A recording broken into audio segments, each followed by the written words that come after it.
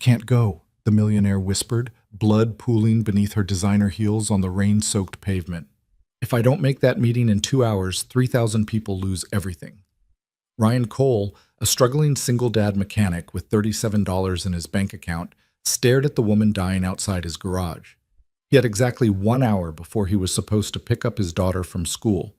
A promise he'd broken too many times already, but something in Vanessa Reed's desperate eyes told him that this moment would change everything. Stay with me until the very end of this story. Hit that like button and comment with your city so I can see how far this story travels. The morning had started like every other Wednesday in Ryan Cole's life, which is to say, it had started badly. The coffee maker had died with a pathetic gurgle at 5:47 a.m., right after Ryan had poured the last of the ground beans into the filter. He'd stood there in his cramped kitchen, watching the machine sputter its final breath like a patient giving up on life. And he'd actually laughed. Not because anything was funny, but because what else could you do when the universe kept taking swings at you? "Daddy?" Mia's voice had drifted from her bedroom, small and sleepy. "Is it morning?" "Not yet, sweetheart," Ryan had called back, though golden light was already creeping through the thin curtains of their apartment above the garage. "Sleep a little longer." He'd tiptoed to her doorway and watched her for a moment, 7 years old, with her mother's dark curls spread across the pillow, and that same stubborn set to her jaw even in sleep. Sarah had been gone 3 years now, taken by a drunk driver on a Tuesday afternoon, and sometimes Ryan still reached for her side of the bed in the dark, still expected to hear her laugh from the next room. The grief never really left. It just learned to wait in corners. By 6:15 a.m., Ryan was down in Cole's Auto Repair, his small garage that sat on the forgotten edge of downtown, where the city's Polish wore thin and real people did real work. The building had been his father's and his grandfather's before that. 3 generations of Cole men who'd understood that a car wasn't just metal and mechanics, but a lifeline. A way to get to work, to take kids to school, to rush someone to the hospital when seconds mattered. The problem was, lifelines didn't pay well anymore. Ryan had 3 cars in various states of repair. Mrs. Chen's ancient Honda that needed a new transmission she couldn't afford. The Martinez family's minivan with a timing belt that should have been replaced 2 years ago, and a rusted pickup truck that belonged to a kid barely out of high school who'd paid Ryan in crumpled bills and said he needed it running by Friday for a job interview. Ryan would fix them all. He'd charge them less than he should, take payments over time, and sometimes forget to collect it all.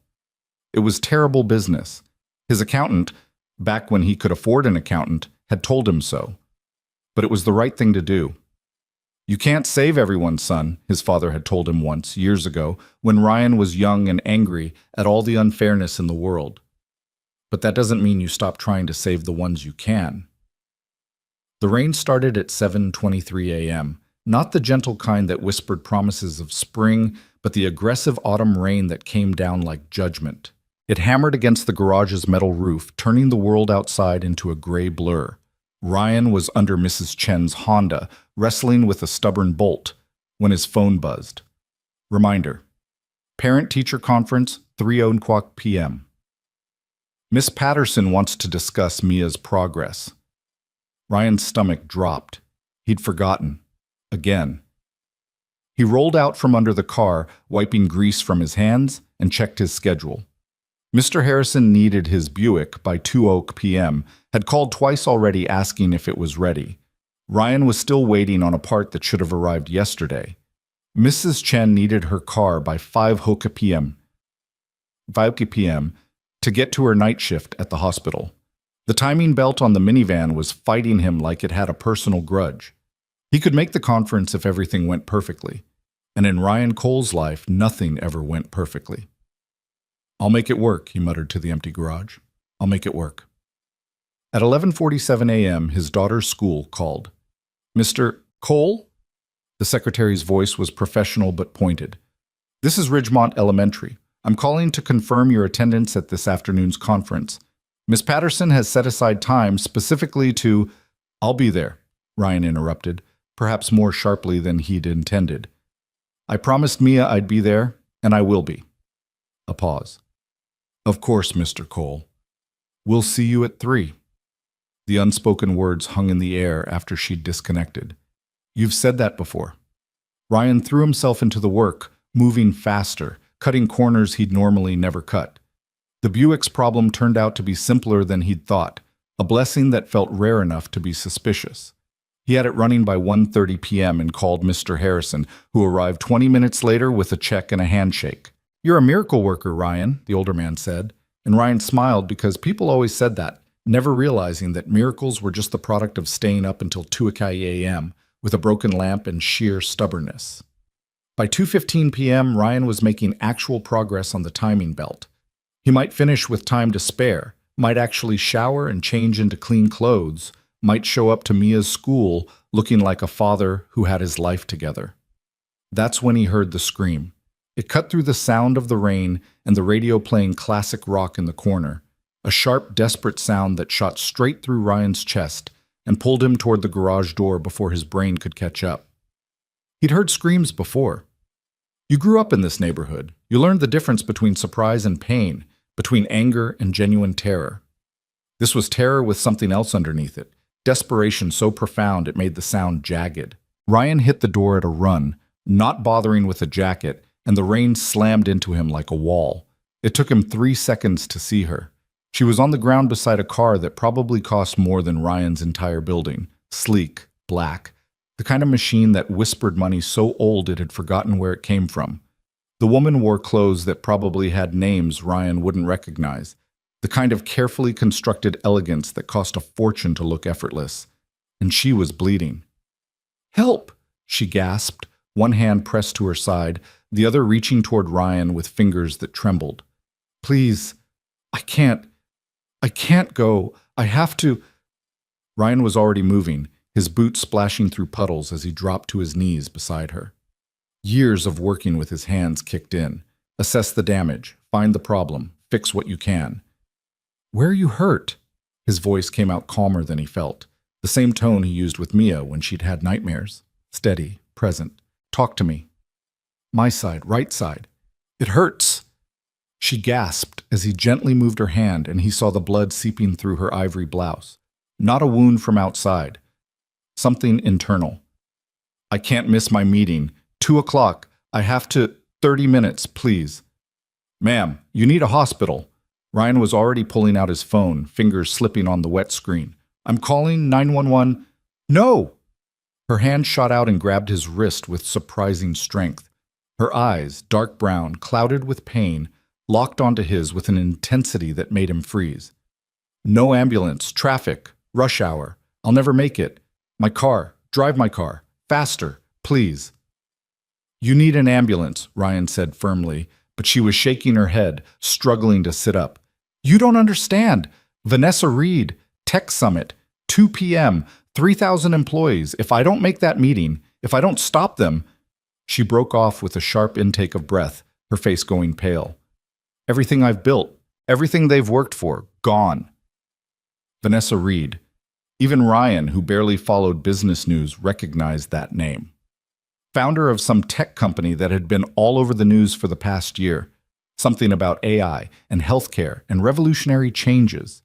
He'd seen her face on the cover of a magazine in the dentist's office, looking confident and untouchable. She looked very touchable now, very human, very much like she was dying. "Ma'am, Vanessa, listen to me." Ryan kept his voice level even as his mind raced through options, through possibilities, through the clock ticking toward 2:00 p.m. and 3:00 p.m. and all the promises he'd made. That pain in your side, the way you're bleeding, that could be your appendix, could be internal bleeding. You don't make it to a meeting if you're dead. Then you go. She grabbed his shirt now, pulling him closer, her breath coming in short gasps. "You go for me. You tell them, postpone. 24 hours. That's all I need. Please, please, I'm begging you. This isn't about money. It's about people. Real people with families." And her words cut off as a wave of pain visibly crashed through her. Her eyes rolled back and Ryan caught her before she could fall. "Okay," he heard himself say. "Okay, here's what we're going to do. I'm taking you to St. Catherine's. It's 10 minutes from here. Fastest route. And then we'll figure out your meeting." My phone. She fumbled in her pocket, pulled out a device that probably cost more than Ryan's truck. Password 7431. My assistant. Marcus. Call Marcus. Tell him. I'll call him from the hospital, Ryan said, already scooping her up. She weighed almost nothing, this woman who apparently controlled the fate of thousands. Right now you need to stay conscious. Talk to me. Tell me about this meeting.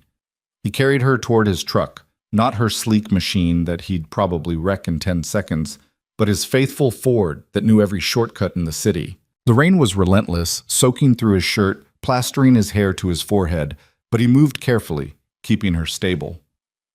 Hostile takeover, Vanessa gasped as he settled her into the passenger seat. Board meeting. Today. Vote. If I'm not there to present the counterproposal, they'll sell. Asset stripping. Fire everyone. Gut the company for parts. Ryan ran around to the driver's side, his mind only half processing her words. The other half was doing calculations. 10 minutes to the hospital, maybe 15 with traffic. Then what? Miss the parent-teacher conference? Disappoint Mia again? But if he didn't help this woman... He started the engine. What's your daughter's name? Vanessa asked suddenly, her voice weak but determined. Ryan's hands froze on the wheel. What? Your keychain. Photo, little girl, 7, 8. What's her name? He glanced down. The worn keychain with Mia's school picture from last year, her gap-toothed smile bright enough to light up the darkness. Mia, her name's Mia. You have somewhere to be. It wasn't a question. Vanessa's eyes, despite the pain, were sharp, reading him. 3 o'clock, school thing. And you're thinking about all the times you've been late, all the promises you've broken, all the ways you're failing her. Ryan's throat tightened. I have a daughter too, Vanessa whispered. Sophia, 16, boarding school in Connecticut. Haven't seen her in 6 weeks because I've been fighting this takeover. Keep telling myself it's for her future, for her security. But really? A bitter laugh. Really, I'm just doing what I've always done. Putting the company first, putting everything first except the people who actually matter. Ryan pulled onto the street, windshield wipers fighting a losing battle against the rain. You're not dying on me. You hear me? We're going to get you fixed up, and you're going to see your daughter. And you're going to make your conference. Vanessa's head lolled against the seat. Promise me, after you drop me off, you go to your daughter's school, you don't wait, you don't stay, you go. Let's get through the next 10 minutes first. Mr. Cole. She said his name like she'd known him for years, like she could see straight through him. You stopped when no one else would. In this city, in this life, people in suits like me, we walk past people every day. We don't stop. We don't see. But you stopped. Why? Ryan navigated through an intersection, the hospital's tall building visible in the distance. Because somebody needed help. Most people would have called 911 and gone back inside. Most people aren't my father's son. He said it without thinking, and Vanessa made a sound that might have been a laugh, or might have been a sob. Your father taught you to stop. Mine taught me never to show weakness. To win at any cost. To never, ever let them see you bleed. How's that working out for you? This time it was definitely a laugh, sharp and painful. Not great if I'm being honest. St. Catherine's emergency entrance appeared through the rain like a beacon. Ryan pulled up to the door, ignoring the no parking signs, and was out of the truck before the engine fully stopped. A nurse was at the entrance, smoking a cigarette under the overhang, and her eyes went wide as Ryan came around to the passenger side. Need a gurney, he shouted. Internal bleeding, right side, possible appendix. The nurse dropped her cigarette and disappeared inside. Ryan pulled Vanessa out carefully, and she groaned but stayed conscious, her hand still clutching her phone. Marcus? She whispered. Call Marcus. Tell him Ryan Cole is coming to the meeting for me. Ma'am, I'm a mechanic. I can't. You can. Her grip on his arm was surprisingly strong. You will, because 3,000 people are counting on someone showing up, and right now? Her eyes met his, lucid despite the pain. Right now, you're the only someone there is. The gurney arrived with 2 orderlies and a doctor already firing questions. Ryan gave them what information he had as they transferred Vanessa to the stretcher. Her hand reached for his one more time. The meeting is at Reed Technologies, downtown. Everyone knows the building, 47th floor, conference room Omega. Tell them I sent you. Tell them I need 24 hours. I don't know anything about your business, Ryan protested, but the gurney was already moving, already disappearing through the automatic doors into the bright fluorescent interior of the ER. The nurse who'd called for help reappeared. Are you family? No, I found her, outside my garage. She collapsed. You saved her life, the nurse said simply. Another 30 minutes, maybe an hour, and we'd be having a different conversation. Ruptured appendix by the look of it. You did good. Ryan stood in the rain, water streaming down his face, Vanessa's phone heavy in his hand. The time on the screen read 2:47 p.m., 13 minutes until Mia's conference, 23 minutes since Vanessa was supposed to be at the most important meeting of her life. His truck sat at the curb, engine running, waiting for him to make a choice. Ryan looked at the phone. 7431. He entered the password, and the device came to life with notifications that made his head spin. Dozens of messages, missed calls, calendar alerts, all screaming about the same thing. Board meeting, 2:20 p.m. Urgent. He found the contact labeled Marcus Chen, assistant, and pressed call before he could talk himself out of it. 2 rings. Vanessa, thank heavens! Where are you? The board is losing their minds. Peterson just arrived with his entire legal team. This isn't Vanessa, Ryan interrupted. My name is Ryan Cole. I'm at St. Catherine's Hospital. Vanessa collapsed outside my garage about 40 minutes ago. Ruptured appendix. She's in surgery now. Silence. Then, is she going to be okay? Doctor said I got her here just in time. But she's not making any meeting today. She told me to call you, said something about a hostile takeover and 3,000 people, and Ryan stopped, suddenly aware of how insane this all sounded. Look, I don't know what's going on, but she was pretty desperate about this meeting. Desperate doesn't begin to cover it. Marcus's voice was tight with stress. Our biggest competitor is trying to buy us out. They have enough board votes to force it through. Vanessa was supposed to present an alternative plan, a partnership that would save the company and keep everyone employed. If she doesn't show, she sent me. The words came out before Ryan could stop them. She told me to go to the meeting for her, to ask for a postponement, 24 hours. Another silence, longer this time. You're joking. Do I sound like I'm joking? Mr. Cole, no offense, but what did you say you do? I'm a mechanic. I fix cars. Right. And you're going to walk into a boardroom full of cutthroat executives and multimillionaire investors and ask them to postpone a vote that's already 3 months in the making. Marcus laughed, but it was the laugh of a man who'd run out of options. You know what? Why not? At this point, what's the worst that could happen? The meeting's at Reed Tech, 47th floor, conference room Omega. Security will stop you at the lobby. Show them Vanessa's phone. Tell them she sent you. I'll call ahead, try to smooth the way. But Mr. Cole? Yeah? They're going to eat you alive. Ryan looked down at his reflection in a puddle. Grease-stained jeans, work boots with holes in the soles, a t-shirt advertising a brand of motor oil. He looked like exactly what he was. A struggling mechanic from the wrong side of town who had no business anywhere near a corporate boardroom. He thought about Mia, waiting at school, about Miss Patterson, checking her watch, making notes in Mia's file about the father who never showed up, about all the times he'd promised to be better and failed. But he also thought about Vanessa's eyes, about the desperation in her voice when she talked about 3,000 people losing everything, about his father's voice saying that you couldn't save everyone, but that didn't mean you stopped trying. Tell them I'm on my way, Ryan said. He checked the time again, 2:51 p.m. And Marcus, I need you to do me a favor. Call Ridgemont Elementary. Ask for Miss Patterson. Tell her that Ryan Cole won't be making the parent-teacher conference today because he's trying to help save 3,000 jobs. Tell her, his voice cracked slightly, tell her I'm sorry. And tell her to tell Mia that Daddy's keeping a different kind of promise today.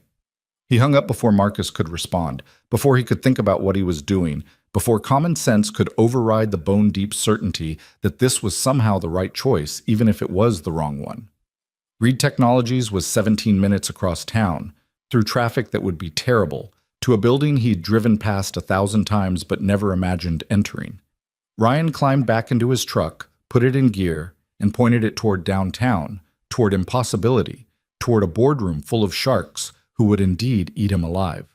But before he did, he sent one text message to the school, directly to Miss Patterson's number that she'd given him for emergencies. Emergency came up. Can't make conference. Please tell Mia that I love her and I'm sorry. We'll explain everything tonight. This is important. I promise. Ryan. He put the phone down and drove through the rain, leaving his own life behind to step into someone else's, and somehow, impossibly, it felt like the first right thing he'd done in a very long time. The city blurred past his windows, familiar streets turned strange by rain and circumstance. Ryan had lived here his whole life, had learned to drive on these roads, had buried his wife in a cemetery just off exit 12.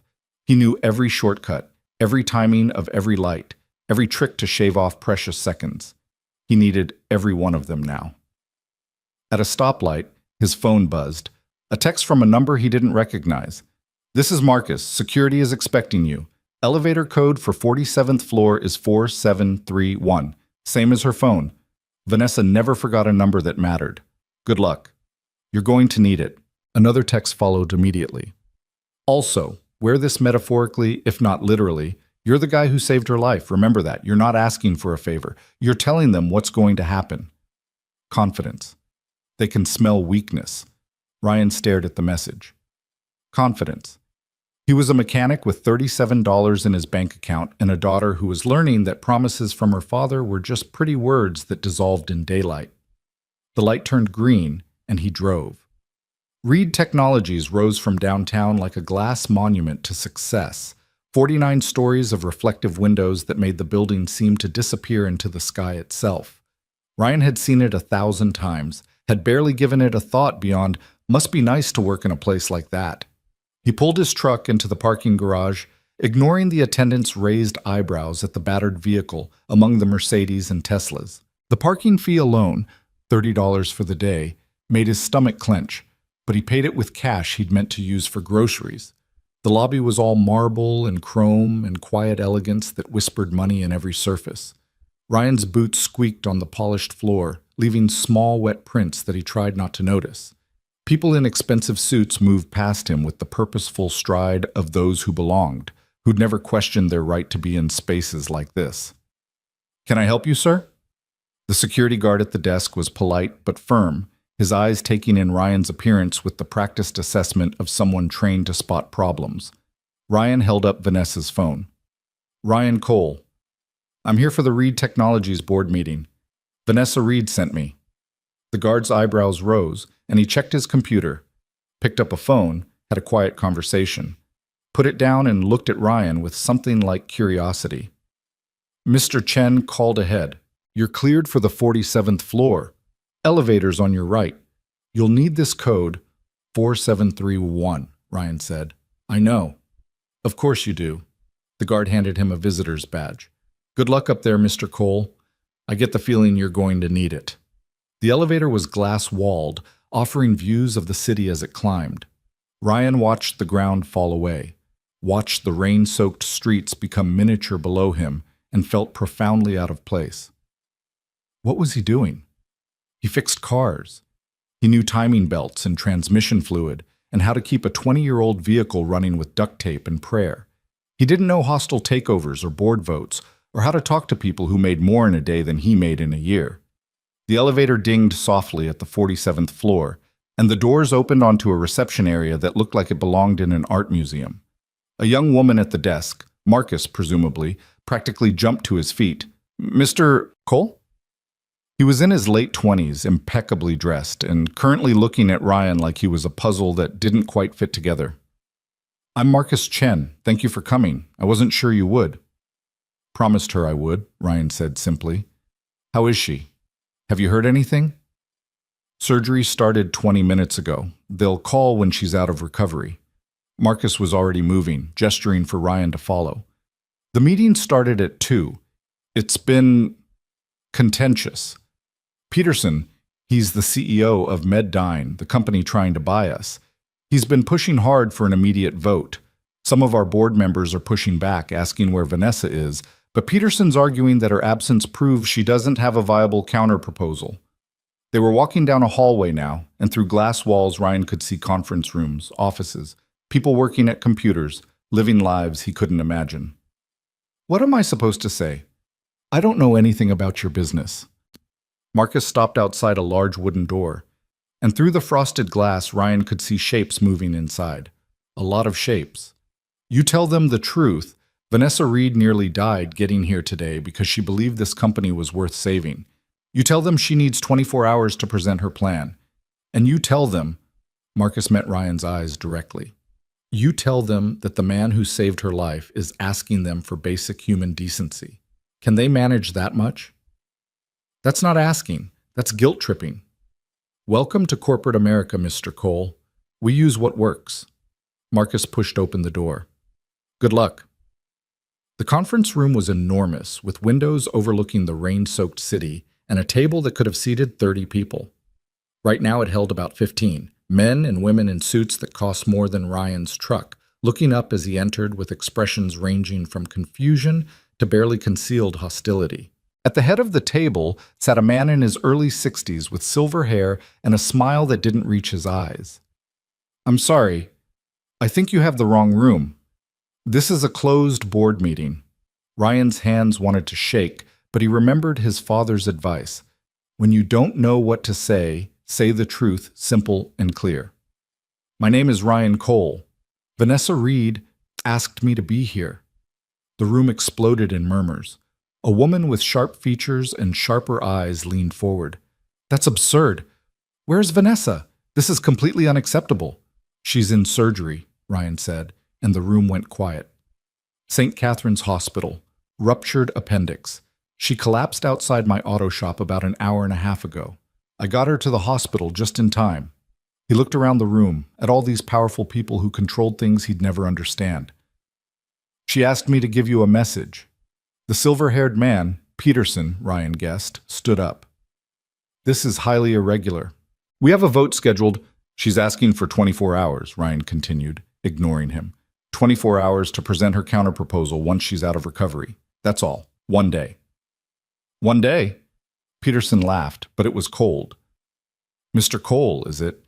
Do you have any idea how long this acquisition has been in the works? The due diligence alone took 6 months.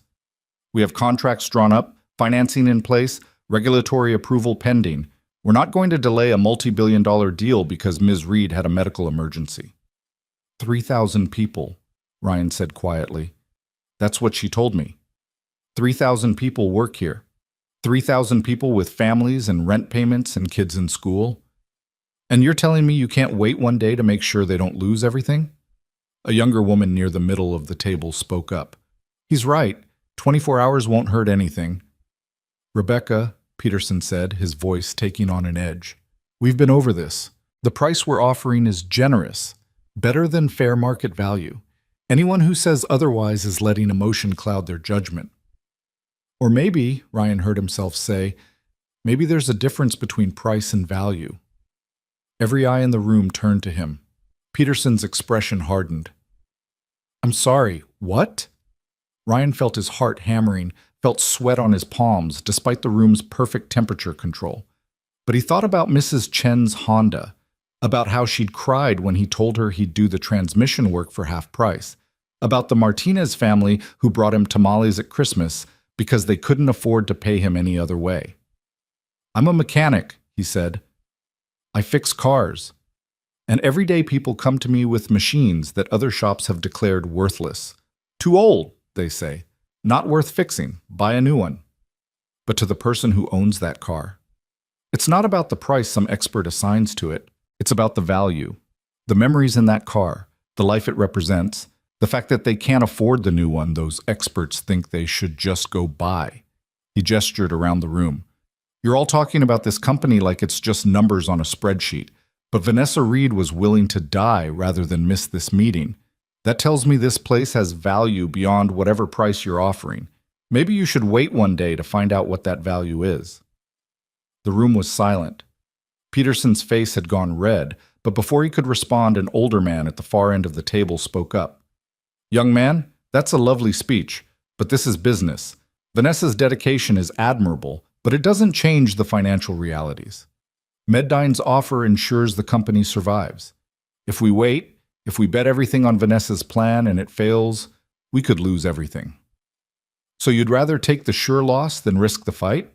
Ryan shook his head. "That's not survival. That's surrender." "You don't understand what's at stake," Peterson began. "No," Ryan interrupted, surprising himself. I don't understand billion-dollar deals or market analyses or whatever the hell due diligence means. But I understand people. I understand that woman in the hospital right now cared enough to send a complete stranger to fight for her. And I'm asking you." He looked at each face around the table. "I'm asking you to wait one day, 24 hours. If her plan is terrible, vote it down tomorrow, but at least let her make her case." Rebecca, the younger woman who'd spoken earlier, stood up. "I motion to postpone the vote for 24 hours. "Seconded," said another voice, an older man with kind eyes. Peterson's jaw clenched. "This is a waste of time. Helen, surely you can see—" But Helen, the sharp-featured woman, was looking at Ryan with something like curiosity. "Actually, William, I think Mr. Cole has a point. One day won't hurt. And if Vanessa was willing to send a mechanic, no offense, Mr. Cole, to fight her battles, I'd like to hear what she has to say when she can speak for herself." "I didn't come here to fight her battles," Ryan said quietly. "I came here because she asked me to, because someone needed help, and I was there. Same reason I'd stop for any stranger on the street. Your call, whether that means something or not." The vote came swiftly after that, 9 in favor of postponement, 5 against, 1 abstention. Peterson's face was stone as he gathered his papers. 24 hours. No more extensions. If Vanessa isn't here with a viable plan tomorrow at 2 p.m., 2 p.m., we proceed with the original vote. "She'll be here," Ryan said, hoping it was true, hoping surgery went well, hoping this wasn't all for nothing. As the board members filed out, Rebecca approached him. "That was either very brave or very stupid, Mr. Cole." "Probably stupid," Ryan admitted. "But sometimes that's the only option left." She smiled. "Vanessa is lucky you were there. Not many people would have stopped. Fewer still would have come here." She handed him a business card. "When this is over, give me a call. I think we could use someone with your perspective on our board."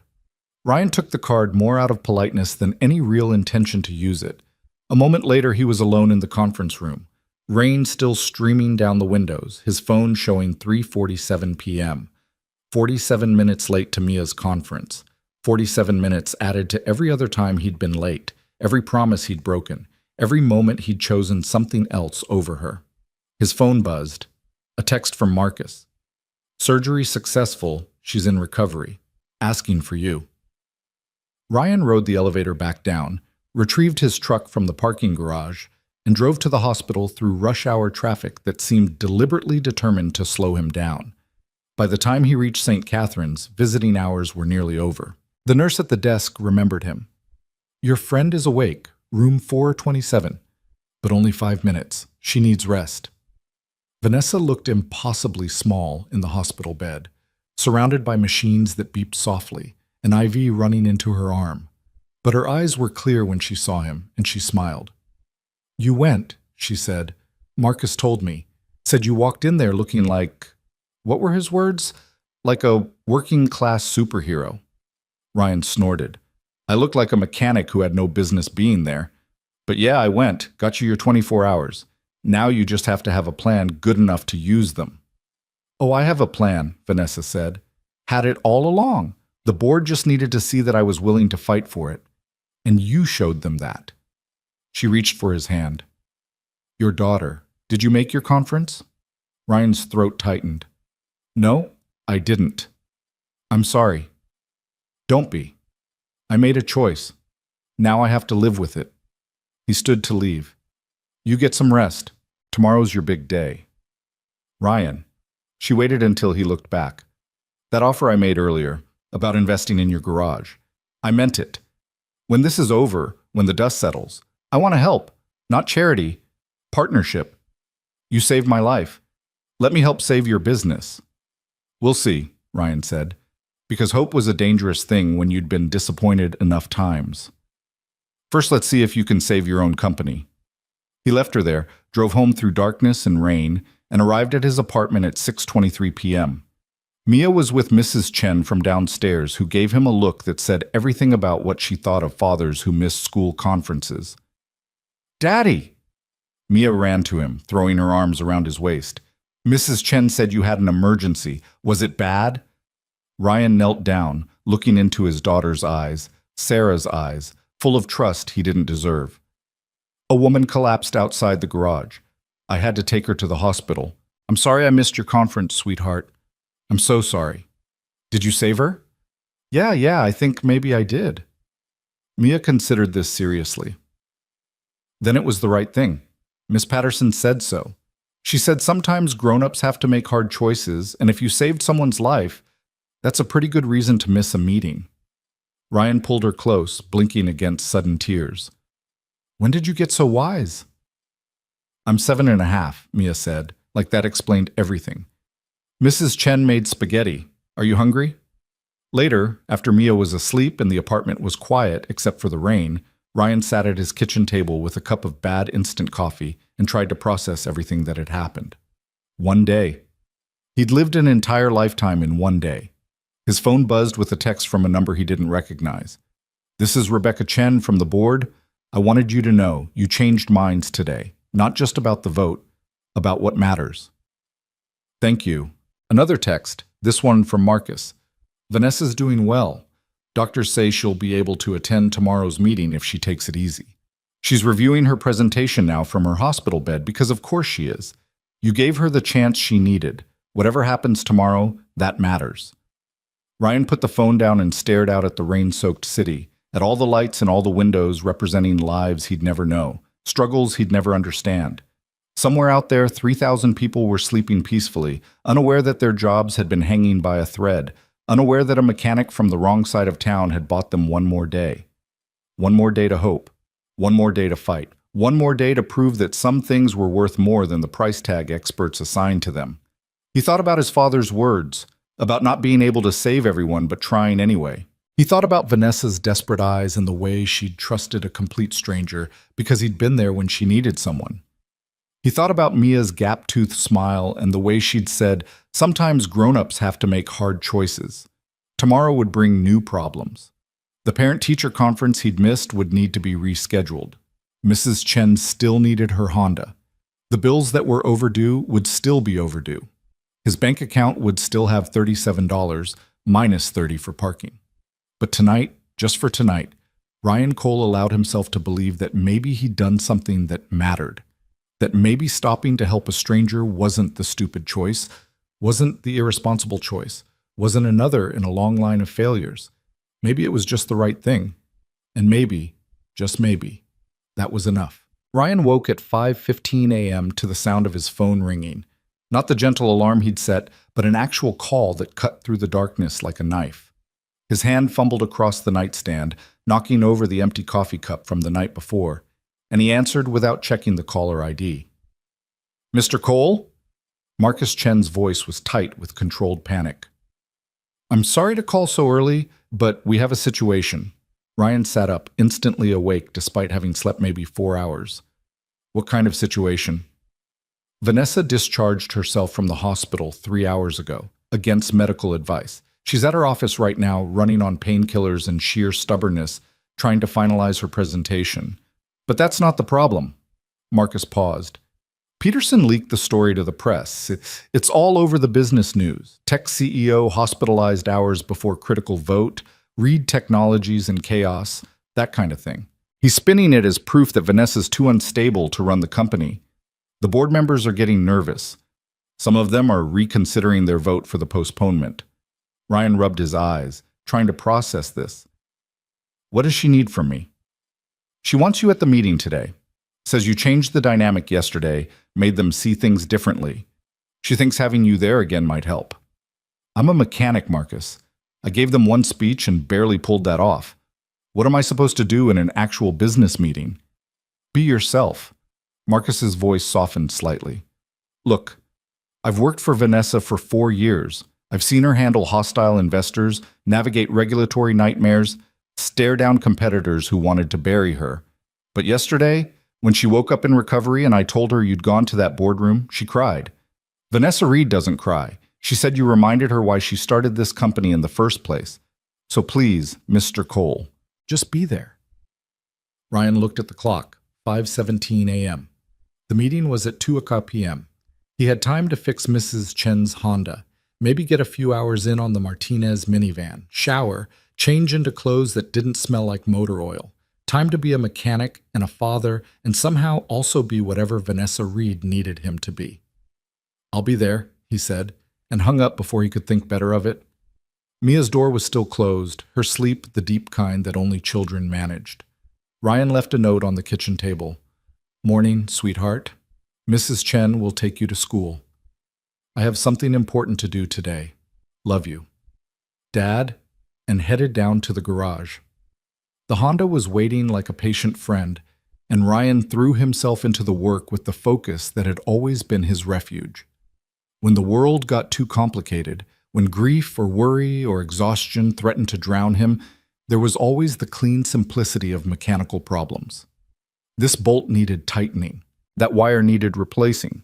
Follow the steps, trust the process, fix what was broken. By 9:30 a.m., Mrs. Chen's transmission was purring like it was brand new, and Ryan had called her with the good news. She'd arrive after her shift to pick it up, and he'd knocked another $200 off the price because her grandson was starting college in the fall, and Ryan remembered what that kind of expense felt like. His phone buzzed constantly with texts from Marcus, updates on board members' positions, changes to the presentation, questions about what Ryan had said yesterday that he couldn't quite remember. The morning blurred past in a haze of work and worry, and before he knew it, it was noon and he was standing in his apartment shower, watching grease and grime swirl down the drain. He didn't own a suit, never had reason to. The best he could do was dark jeans without holes, work boots he'd cleaned until they almost looked presentable, and a button-down shirt he usually saved for parent-teacher conferences and the occasional funeral. Looking at himself in the mirror, Ryan saw exactly what he was, a working man playing dress-up, pretending he belonged in places he didn't. Good enough, he muttered, and headed for his truck. The rain had stopped overnight, leaving the city washed clean and gleaming in unexpected sunshine. Ryan drove through midday traffic that seemed lighter than yesterday, as if the universe had decided to cut him one small break. He made it to Reed Technologies by 1:15 p.m., giving him time to sit in the parking garage and question every decision that had led him to this moment. His phone rang. Mia's school. Ryan's heart dropped as he answered. Hello? Mr. Cole, this is Miss Patterson. I wanted to check in after yesterday. Mia said you had an emergency, that you saved someone's life? Yes, ma'am. A woman collapsed outside my garage. Ruptured appendix. I got her to the hospital. I see. Miss Patterson's voice was difficult to read. Mia was very proud when she told the class this morning. Made quite the impression during share time. She said her daddy might miss meetings sometimes, but it's because he's a hero. Ryan's throat tightened. I'm not... Mr. Cole, I've been teaching for 17 years. I've heard every excuse from every parent, but I've also learned to recognize the ones who are genuinely trying. Mia is a bright, kind, resilient child. That doesn't happen by accident. She paused. Can we reschedule? I'd like to discuss her progress, and there are some academic challenges we should address, but I think you deserve a chance to make this right. Friday, Ryan said immediately. Anytime Friday. I'll be there. I promise. Friday at 3 p.m. Don't make me regret giving you another chance, Mr. Cole. I won't. Thank you. He sat in the truck for another moment, letting the relief wash over him. One promise kept, or at least postponed. One more chance to be the father Mia deserved. Now he just had to get through whatever was waiting for him on the 47th floor. The lobby was busier than yesterday, and Ryan recognized some of the faces from the boardroom, arriving early, looking serious and determined. Rebecca Chen spotted him near the elevators and came over quickly. Mr. Cole, glad you could make it. She lowered her voice. Fair warning, It's going to be rough in there. Peterson spent the morning calling board members individually, pressuring them to stick with the original plan. He's arguing that yesterday's postponement was emotional manipulation, that we let a stranger guilt us into delaying a sound business decision. Was he wrong? Rebecca smiled slightly. No, you absolutely guilt-tripped us. But sometimes guilt exists for a reason. Sometimes we need to be reminded that numbers on spreadsheets represent real lives. She gestured toward the elevator. Vanessa's already upstairs. She looks terrible, by the way. Shouldn't even be out of the hospital. But her presentation is solid, really solid. If she can get through it without collapsing, we might actually have a shot at this. The elevator ride felt faster today. Or maybe Ryan was just getting used to the sensation of rising above his life into someone else's world. The 47th floor was chaos compared to yesterday's tense quiet. People rushing between offices, phones ringing, Marcus Chen directing traffic like a conductor managing an orchestra on the edge of falling apart. Ryan! Marcus spotted him immediately. Thank God. She's in her office, down the hall, last door on the left. She wants to brief you before the meeting. Brief me on what? I don't know anything about. Just go, please. We have 30 minutes. Vanessa Reed's office was enormous, with floor-to-ceiling windows offering views of the city that made Ryan dizzy. But he barely noticed the view because Vanessa herself was standing at her desk, one hand pressed to her side where the surgery had been, her face pale, but her eyes sharp and focused. You came, she said, and some of the tension in her shoulders eased. I wasn't sure you would. You asked, Ryan said simply. How are you feeling? Like someone cut me open 12 hours ago. She managed a weak smile. But I felt worse. The night my company almost went bankrupt in 2019, the morning my daughter told me she hated me for never being home. Those hurt more than this. She gestured to a chair. Sit. I need to explain what's going to happen. Ryan sat, feeling out of place among the expensive furniture and subtle displays of wealth that filled the office. Vanessa remained standing, pacing slowly as she talked, the movement seeming to help her think. Peterson's offer is seductive, she began. He's promising every employee will keep their jobs for at least 2 years. He's offering stockholders 30% above current market value. On paper, it's generous. In reality, it's a death sentence. How so? Because in 2 years, once the acquisition is complete and the regulatory scrutiny dies down, he'll gut this place. Fire everyone who isn't absolutely essential, outsource whatever he can, strip out the technology and patents, and fold them into his own company. Reed Technologies will exist in name only, and all the people who built it, who trusted me, will be unemployed. She turned to face him. I started this company because I watched my mother die of cancer while fighting with insurance companies for coverage. I promised myself I'd use technology to fix that broken system. Every employee here believes in that mission. We're not just making software. We're trying to save lives. And your plan saves all of that? My plan is a partnership with 3 smaller tech companies who share our vision. Instead of being swallowed by Meddyne, we merge with allies. We become stronger together, keep our autonomy, keep our mission. Everyone keeps their jobs. Not for 2 years, but permanently. The financials are tighter, the profit margins smaller, but we survive as ourselves. She stopped pacing, meeting his eyes. The problem is convincing the board that smaller profits and preserved mission are worth more than Peterson's big payout. That's where I come in? That's where you remind them that some things can't be measured in dollars, that value and price aren't the same thing. Vanessa moved to the window, looking out at the city. My daughter Sophia called this morning. First time she's called voluntarily in 6 months. She heard about the surgery, wanted to know if I was okay. We talked for an hour, a whole hour, Ryan. She told me about school, about her friends, about a boy she likes. Normal things, mother-daughter things. Her voice cracked slightly. And I realized I almost died yesterday. Almost never got to have that conversation. Almost threw away the chance to fix what I'd broken with her, all because I was so focused on this company that I forgot why it mattered. Ryan stood, moved to stand beside her at the window. You asked me yesterday why I stopped to help you. I've been thinking about that. My wife died 3 years ago. Drunk driver, Tuesday afternoon. She was coming home from grocery shopping. I got the call while I was under a car, and for the longest time I couldn't understand why I'd been working on some stranger's vehicle instead of being with her, why I'd kissed her goodbye that morning and told her I'd see her tonight like it was guaranteed. He looked out at all the people moving through their lives below. I stopped for you because I couldn't stop for her. Because I learned the hard way that we don't get to know which moments matter until they're already gone. Vanessa wiped at her eyes. I'm sorry about your wife. I'm sorry about all the time you missed with your daughter, but you get to fix that. That's the gift of surviving. You get another chance. A knock on the door.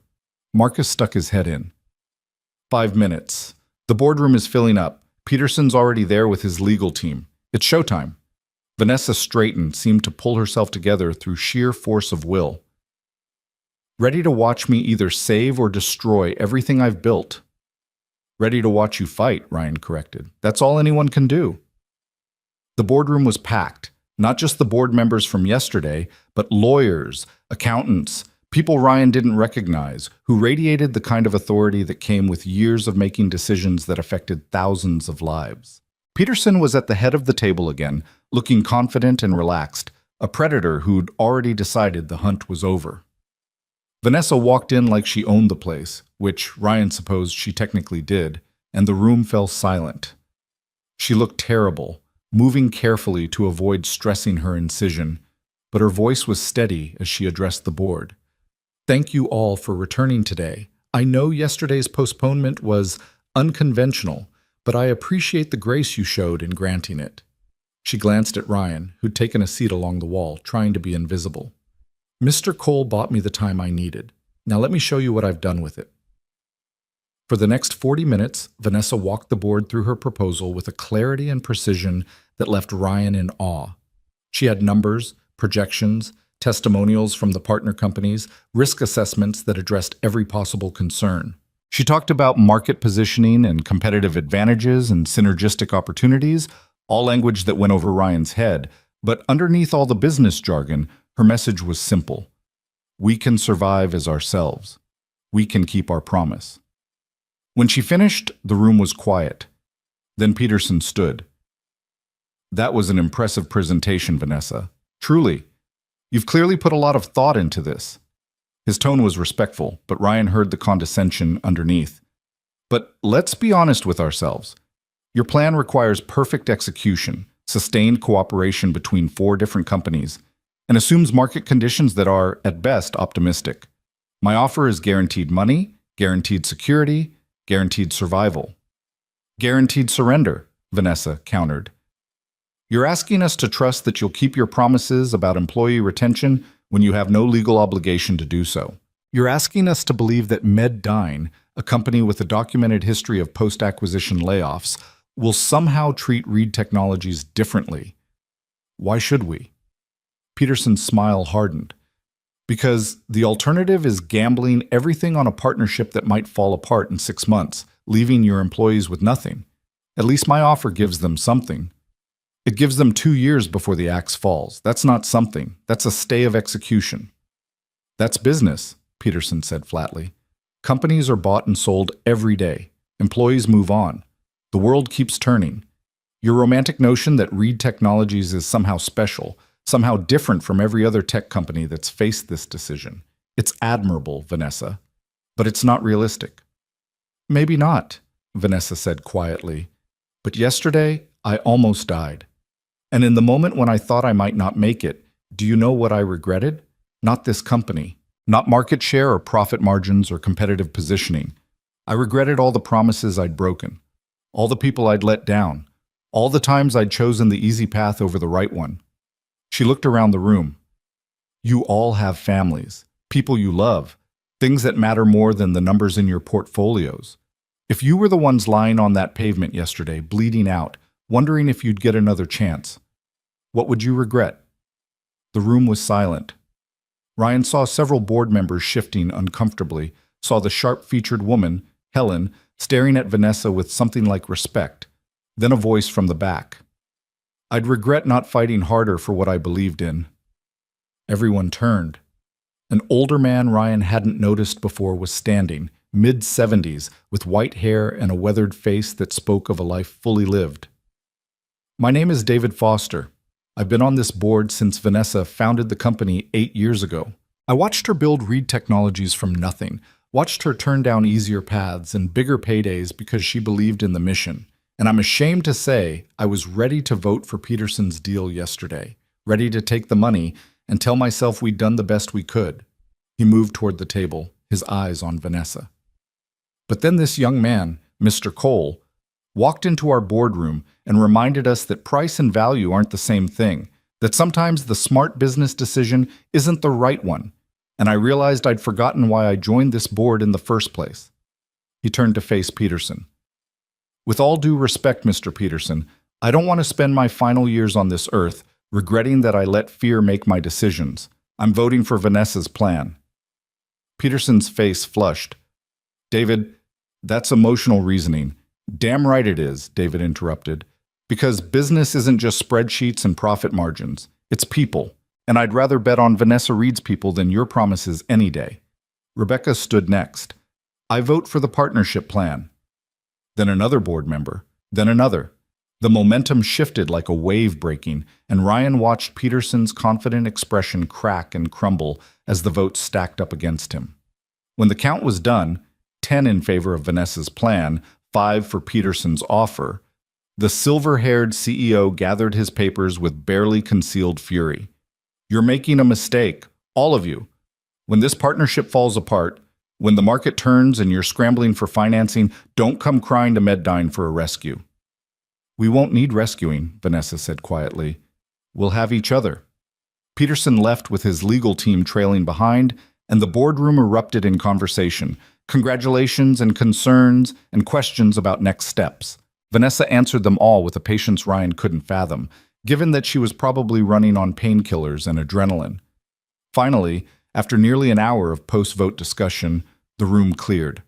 Vanessa slumped into a chair, all her careful composure dissolving. Did we just do that? She whispered. Did we actually win? You won, Ryan said. I just watched. You gave the speech that made it possible. She looked up at him. That bit about price versus value, I heard echoes of it in everything they said today. You changed how they think, Ryan. That's not nothing. I just told them what my father taught me. He checked his watch, 4:30 p.m. He'd promised to pick up Mia by 5 on twelve, and for once, he was going to make it on time. I should go. Wait. Vanessa stood carefully, moving to her desk. She pulled out a folder, handed it to him. This is the partnership proposal I mentioned yesterday. Not charity, a real business arrangement. I want to invest in Cole's Auto Repair. Turn it into a high-end service center that treats every customer like they matter, that charges fair prices, that values integrity over profit margins. You'd keep full control of operations. I'd just provide the capital and business infrastructure. Ryan opened the folder, saw numbers that made his head spin. This is too much. I can't. You saved my life, Vanessa said simply. You saved my company. You reminded me what actually matters. Let me do this one thing for you. Let me help you build something that lasts. I need to think about it, talk to some people, make sure I'm not getting in over my head. Take all the time you need. The offer stands. She smiled, tired but genuine. Now go pick up your daughter. Keep that promise. Ryan drove across town with the folder sitting on his passenger seat like a ticking bomb. The numbers inside represented everything he'd ever wanted. Security for Mia, stability, the ability to stop choosing between fixing someone's car and paying his own rent. But it also represented risk, change, stepping into a world he didn't understand with money he couldn't afford to lose. He made it to Mia's school at 4:47 p.m., 13 minutes early. A miracle by Ryan Cole's standards. Mia came running out when she saw his truck, her backpack bouncing, her face bright with the uncomplicated joy that children somehow maintain despite everything the world threw at them. Daddy, you're early. Promised I would be, Ryan said, scooping her up. How was school? Good. We learned about fractions and Tommy Morrison threw up in science class, and Miss Patterson said you called about Friday.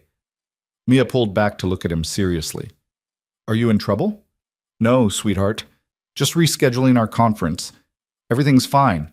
Then is the lady you saved okay? The millionaire? Ryan blinked. How do you know she's a millionaire? Mrs. Chen looked her up on the computer. Vanessa Reed. She's super rich and super important. Did you really go to her meeting? Yeah, I did. Did you save her company too? Ryan thought about that boardroom, about David Foster standing up, about the way the vote had shifted when people remembered why they'd cared in the first place. I think maybe I helped, but she's the one who did the real work. They stopped for pizza on the way home, a rare treat that made Mia's eyes light up. Over pepperoni slices and root beer, she told him about her day in the rambling, detailed way that 7-year-olds specialized in, and Ryan listened like it was the most important story in the world. Because right now, in this moment, it was. Later, after Mia was asleep and Ryan was sitting at his kitchen table with the folder spread open, his phone rang. Unknown number. Mr. Cole? This is David Foster. I hope I'm not calling too late. Mr. Foster, no, it's fine. What can I do for you? I wanted to thank you, first of all. What you said yesterday about your father teaching you to stop, that resonated with me. My own father was a factory worker, believed in doing right by people even when it cost him. I'd forgotten that somewhere along the way. You reminded me. I'm glad it helped. I'm calling for another reason, though. I'm retiring from the board at the end of the year. 76 is too old to be making decisions about companies I don't fully understand anymore. But before I go, I want to make sure Reed Technologies has board members who remember what matters.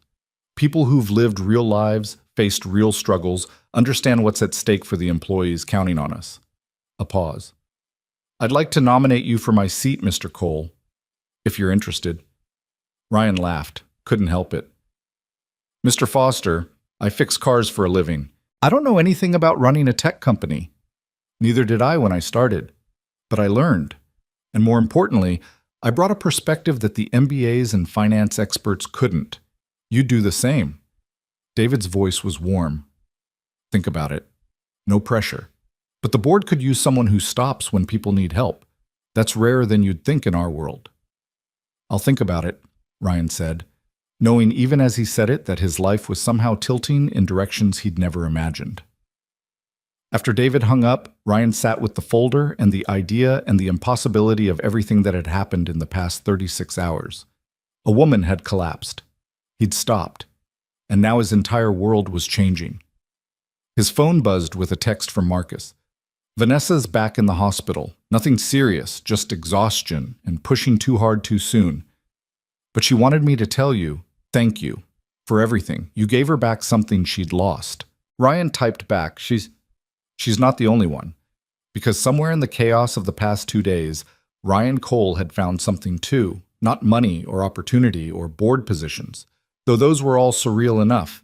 He'd found the reminder that stopping to help wasn't weakness or foolishness or irresponsibility. Sometimes it was the exact right thing. The only thing. The thing that changed everything. He looked at the folder again, at all those numbers that represented possibility. Then he looked at the picture of Mia on his keychain, her gap-toothed smile promising that better days were possible if you just kept showing up, kept trying, kept stopping when people needed help. Maybe he would take Vanessa's offer. Maybe he'd join that board. Maybe his garage could become something more while still staying something real.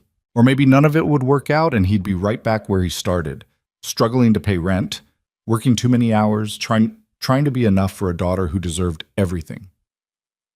But at least he'd stopped. At least he'd tried. At least when Mia asked him someday what kind of man her father was, he could tell her. The kind who didn't walk past people who needed help. The kind who kept promises even when it cost him. The kind who believed that value and price weren't the same thing. The kind his own father had raised him to be. Ryan closed the folder and set it aside. Tomorrow would bring new decisions, new challenges, new moments where he'd have to choose between the safe path and the right one. But tonight, he'd kept his promise to pick up Mia on time. He'd helped save a company and reminded a room full of powerful people what actually mattered.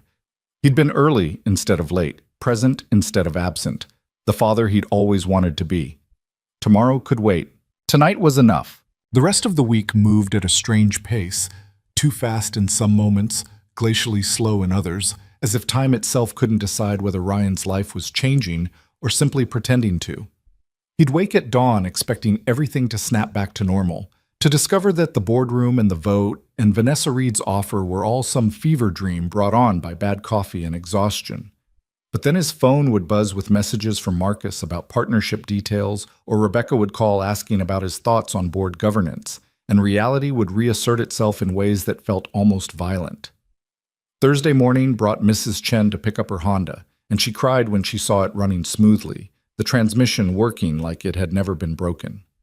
"You're too good to us, Ryan," she said, pressing crumpled bills into his hand, more than he'd asked for, less than the work was worth. "My grandson, he starts college in the fall. Engineering, because of men like you who keep our cars running so we can get to work, so we can save money, so we can give our children better lives." Ryan had hugged her, this small woman who'd watched Mia more times than he could count, who brought them soup when they were sick and never asked for anything in return. "Your grandson's going to do great things, Mrs. Chen. Tell him that his grandmother's mechanic believes in him." After she left, Ryan stood in his empty garage and looked at the folder Vanessa had given him.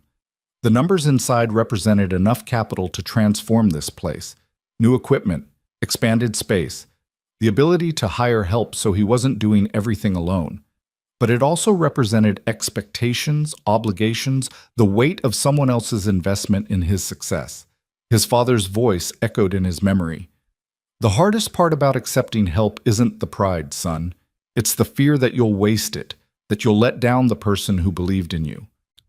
Ryan had been 12 when his father said that, watching his grandfather refuse a loan from a friend that could have saved the garage from bankruptcy. They'd lost it anyway 6 months later, and his grandfather had worked for someone else until the day he died, bitter and broken by pride that had cost him everything. "Don't be like me," his grandfather had whispered on his deathbed. "When someone offers you a hand, take it. Pride's just fear wearing a fancy suit." Ryan picked up his phone and called Vanessa's number. She answered on the second ring, her voice still carrying the tiredness of someone recovering from surgery. "Ryan, is everything okay? Your offer, the partnership, I want to accept, but I need to do it on my terms." A pause, then, "I'm listening." "I keep operational control, full decision-making authority on what jobs we take, who we hire, how we treat customers. You provide the capital and business guidance, but you don't override my judgment on the things that matter, the human things." "Agreed. And I want a clause that if I ever feel like we're becoming the kind of business that values profit over people, I can buy you out at fair market value. No penalties, no hard feelings." "Also agreed. Anything else?" Ryan looked around his garage, at the concrete floor his grandfather had poured, at the walls his father had painted, at the legacy of 3 generations of coal men who'd believed that honest work and fair dealing mattered more than the bottom line.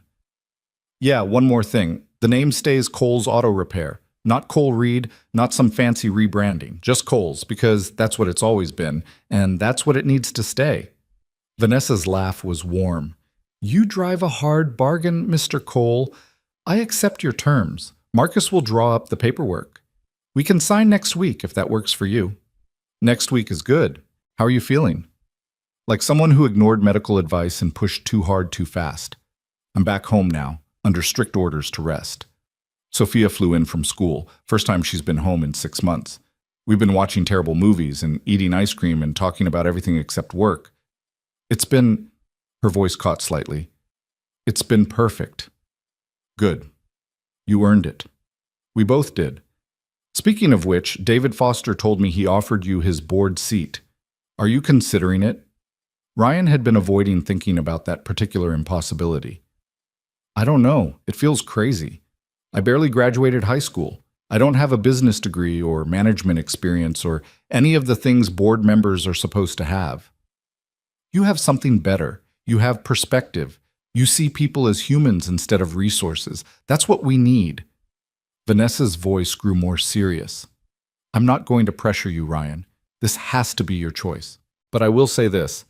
Yesterday I had lunch with 3 of my partner CEOs from the merger. We talked strategy and synergies and market positioning, all the usual corporate language. But at the end, each of them pulled me aside separately and asked the same question. Who was that mechanic who changed your board's mind? And when I told them your story, Every single one of them said they wish they had someone like you advising them. They don't know me. They know enough. They know you stopped when no one else would. They know you walked into a hostile room and spoke truth that people didn't want to hear. They know you value things that can't be quantified on a balance sheet. She paused. Think about it. You'd be representing not just Reed Technologies, but all the people like Mrs. Chen and the Martinez family. All the regular people who get forgotten when executives make decisions. We need that voice in the room. After the call ended, Ryan worked on the Martinez minivan with hands that knew their jobs so well his mind could wander. He thought about boardrooms and balance sheets, about his father's lessons and his grandfather's regrets, about Mia growing up watching her father choose between paying rent and buying groceries. What kind of example was he setting if he turned down opportunities out of fear? What kind of lesson was he teaching if he let imposter syndrome make his decisions? But also, what kind of man would he become if he lost himself in a world of corporate politics and quarterly earnings reports? What if the very things that made him valuable to Vanessa's board were the things that world would slowly erode? His phone buzzed. A text from Mia's school. Reminder, parent-teacher conference tomorrow, Friday, at 3:00 p.m. Looking forward to seeing you. Miss Patterson, tomorrow. The rescheduled conference that represented both a second chance and a test. Could he keep this promise now that he'd kept the last one? Or would some new crisis pull him away, some new emergency that seemed more urgent than his daughter's education? Ryan finished the minivan's timing belt by 2:00 p.m., called Mr. Martinez with the good news, and was cleaning up when a BMW pulled into his lot. The car was pristine, probably less than a year old, and the man who stepped out wore a suit that screamed money with every perfectly tailored line. "Are you Ryan Cole?" The man's voice was clipped, professional, slightly impatient. "That's me. What can I do for you?" "My name is James Peterson." He watched Ryan's face for recognition. "I believe you know my father, William Peterson." Ryan straightened slowly, wiping his hands on a rag. The silver-haired CEO who'd tried to buy out Reed Technologies, who'd lost the vote, who'd left the boardroom promising they'd regret their choice. "I know of him. He's been talking about you all week. The mechanic who ruined his deal. The nobody who somehow convinced a room full of intelligent people to make a terrible business decision." James's smile didn't reach his eyes. "I wanted to meet this miracle worker myself. If you're here to change my mind about something, you're wasting your time. The vote's done." "Oh, I'm not here about the vote. I'm here about this." James pulled out his phone, showed Ryan a news article with the headline, "Local mechanic becomes unlikely hero in Reed Technologies drama." Below it was a photo, Ryan leaving the hospital, Vanessa being wheeled into surgery, the whole story laid out for public consumption. "You're becoming quite famous, Mr. Cole, the working-class hero who stood up to corporate greed. Very compelling narrative." "I didn't do it for a narrative. I did it because someone needed help." "Of course you did. And I'm sure that sincerity is exactly what makes you so useful to Vanessa Reed." James pocketed his phone. "Let me give you some advice, mechanic to whatever you're becoming. The business world isn't like fixing cars. You can't just identify a problem and solve it with the right tools. People are complicated. They lie. They manipulate. They use sincere men like you to advance their own agendas." Is there a point to this? The point is that Vanessa Reed is brilliant at making people feel like they're part of something meaningful.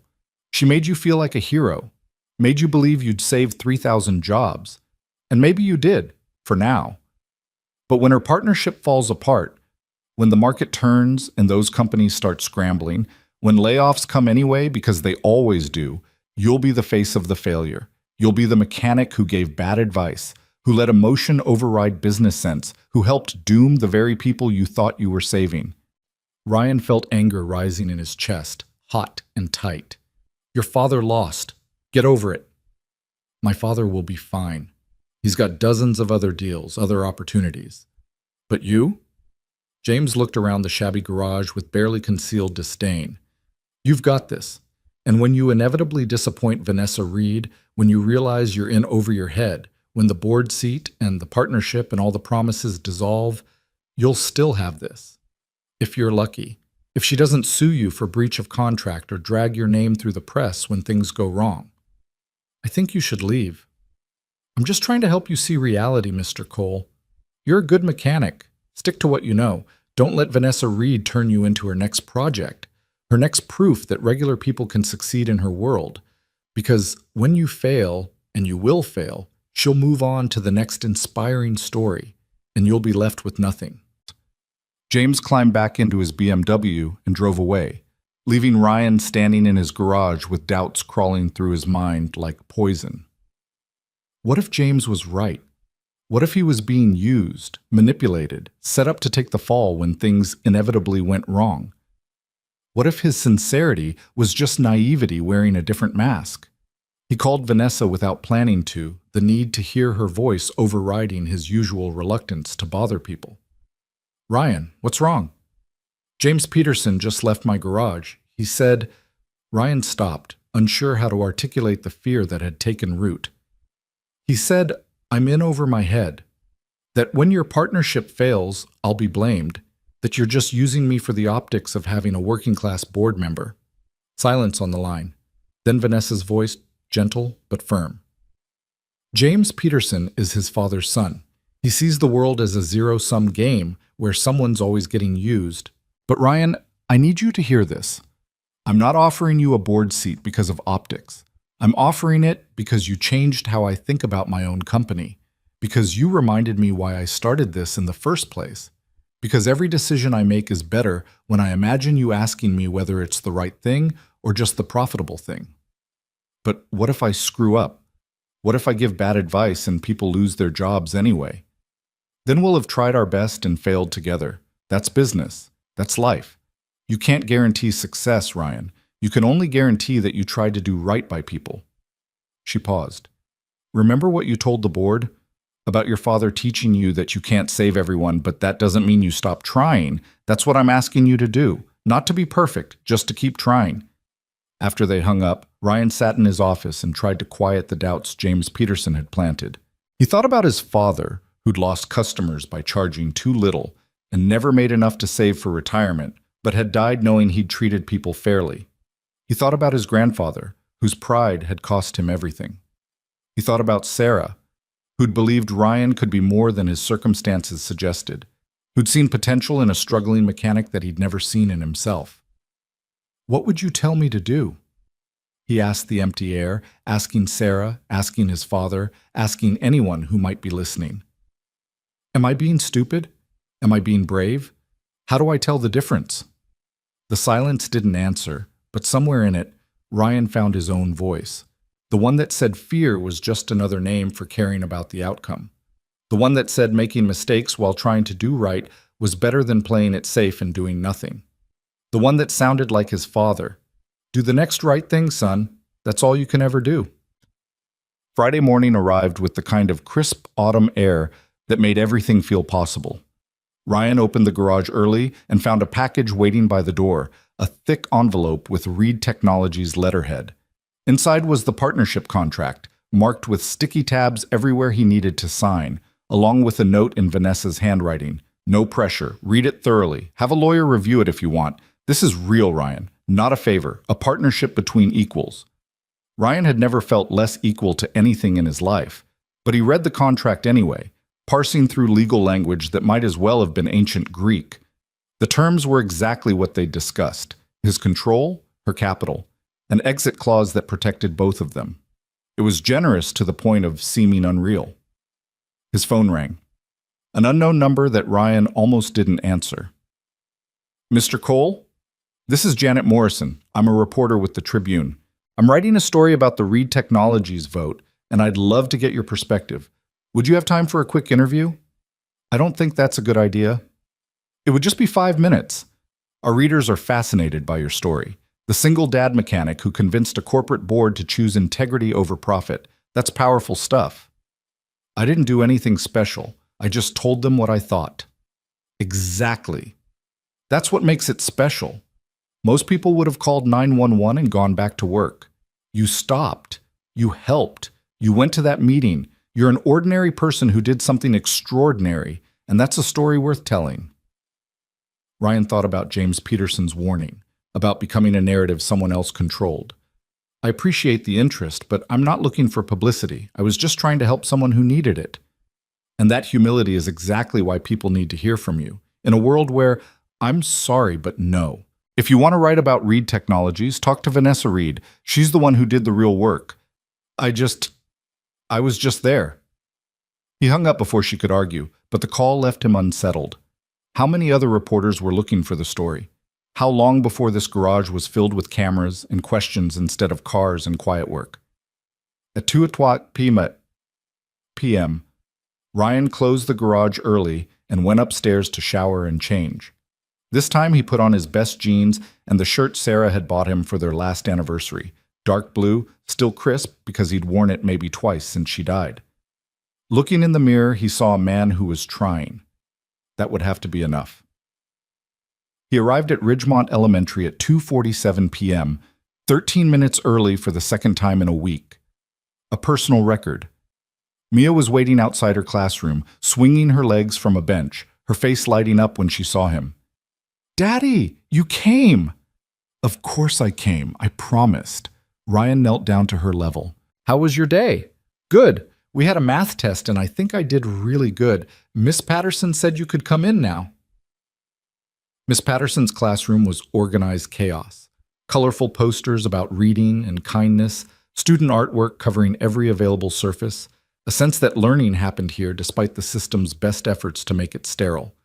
The teacher herself was younger than Ryan expected, maybe early 30s, with kind eyes that had seen too many broken promises from well-meaning parents.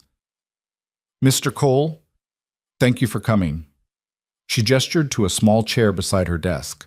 Adult-sized people were clearly an afterthought in elementary school furniture design. "Mia, sweetheart, why don't you read in the library corner while your dad and I talk?" Once Mia was settled with a book, Miss Patterson pulled out a folder thick with papers. "I want to start by saying that Mia is a wonderful student. She's kind, creative, engaged in class. But I'm concerned about her math skills. She's falling behind grade level, and I think it's because she's missed some foundational concepts from earlier years." Ryan felt his stomach drop. "How far behind?" "About a year, maybe a year and a half. It's not uncommon for kids who've experienced trauma, losing her mother so young, to have academic gaps. The emotional work of processing grief takes energy that might otherwise go to learning." Miss Patterson's voice was gentle. "I'm not telling you this to worry you, Mr. Cole. I'm telling you because with the right support, we can help her catch up. Tutoring, extra practice at home, maybe some educational games that make math feel less intimidating. I can help her at home. I'm good with numbers. Have to be in my line of work." "That's wonderful. But I also want you to know about some resources. There's a free tutoring program at the community center twice a week after school, and the library has a homework help program on Saturdays." She paused. "I know you work a lot, Mr. Cole. I know you're doing your best, but Mia needs consistent support right now, and I want to make sure she gets it." Ryan thought about the partnership contract sitting on his kitchen table, about the capital that could buy private tutors and educational tools and all the support Mia needed. But he also thought about the cost of that help, the time he'd spend in boardrooms instead of helping with homework, the energy he'd pour into corporate decisions instead of being present for his daughter. "I'll make it work," he said. "Whatever she needs. I'll be there." "I believe you will," Miss Patterson smiled. "Mia told the class about you saving that woman's life. She was so proud. She said, 'My daddy helps people even when it's hard.' That's a powerful lesson you're teaching her, Mr. Cole.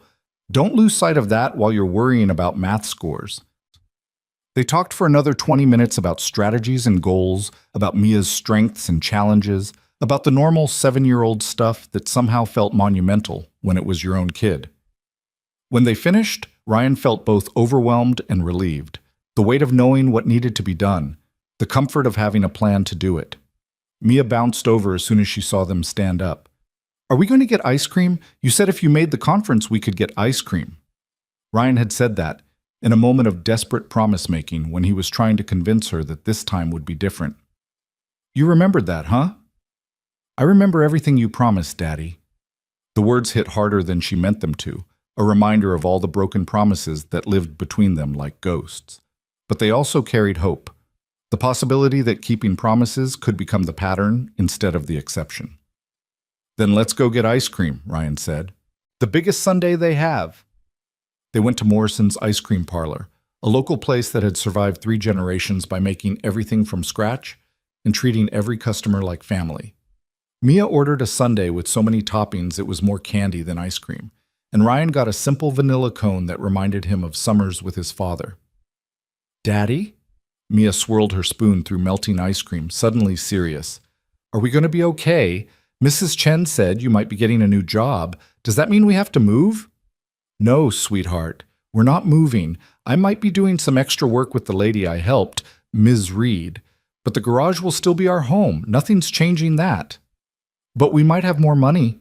Ryan studied his daughter's face, seeing worry there that no 7-year-old should carry. "We might. Would that make you happy?"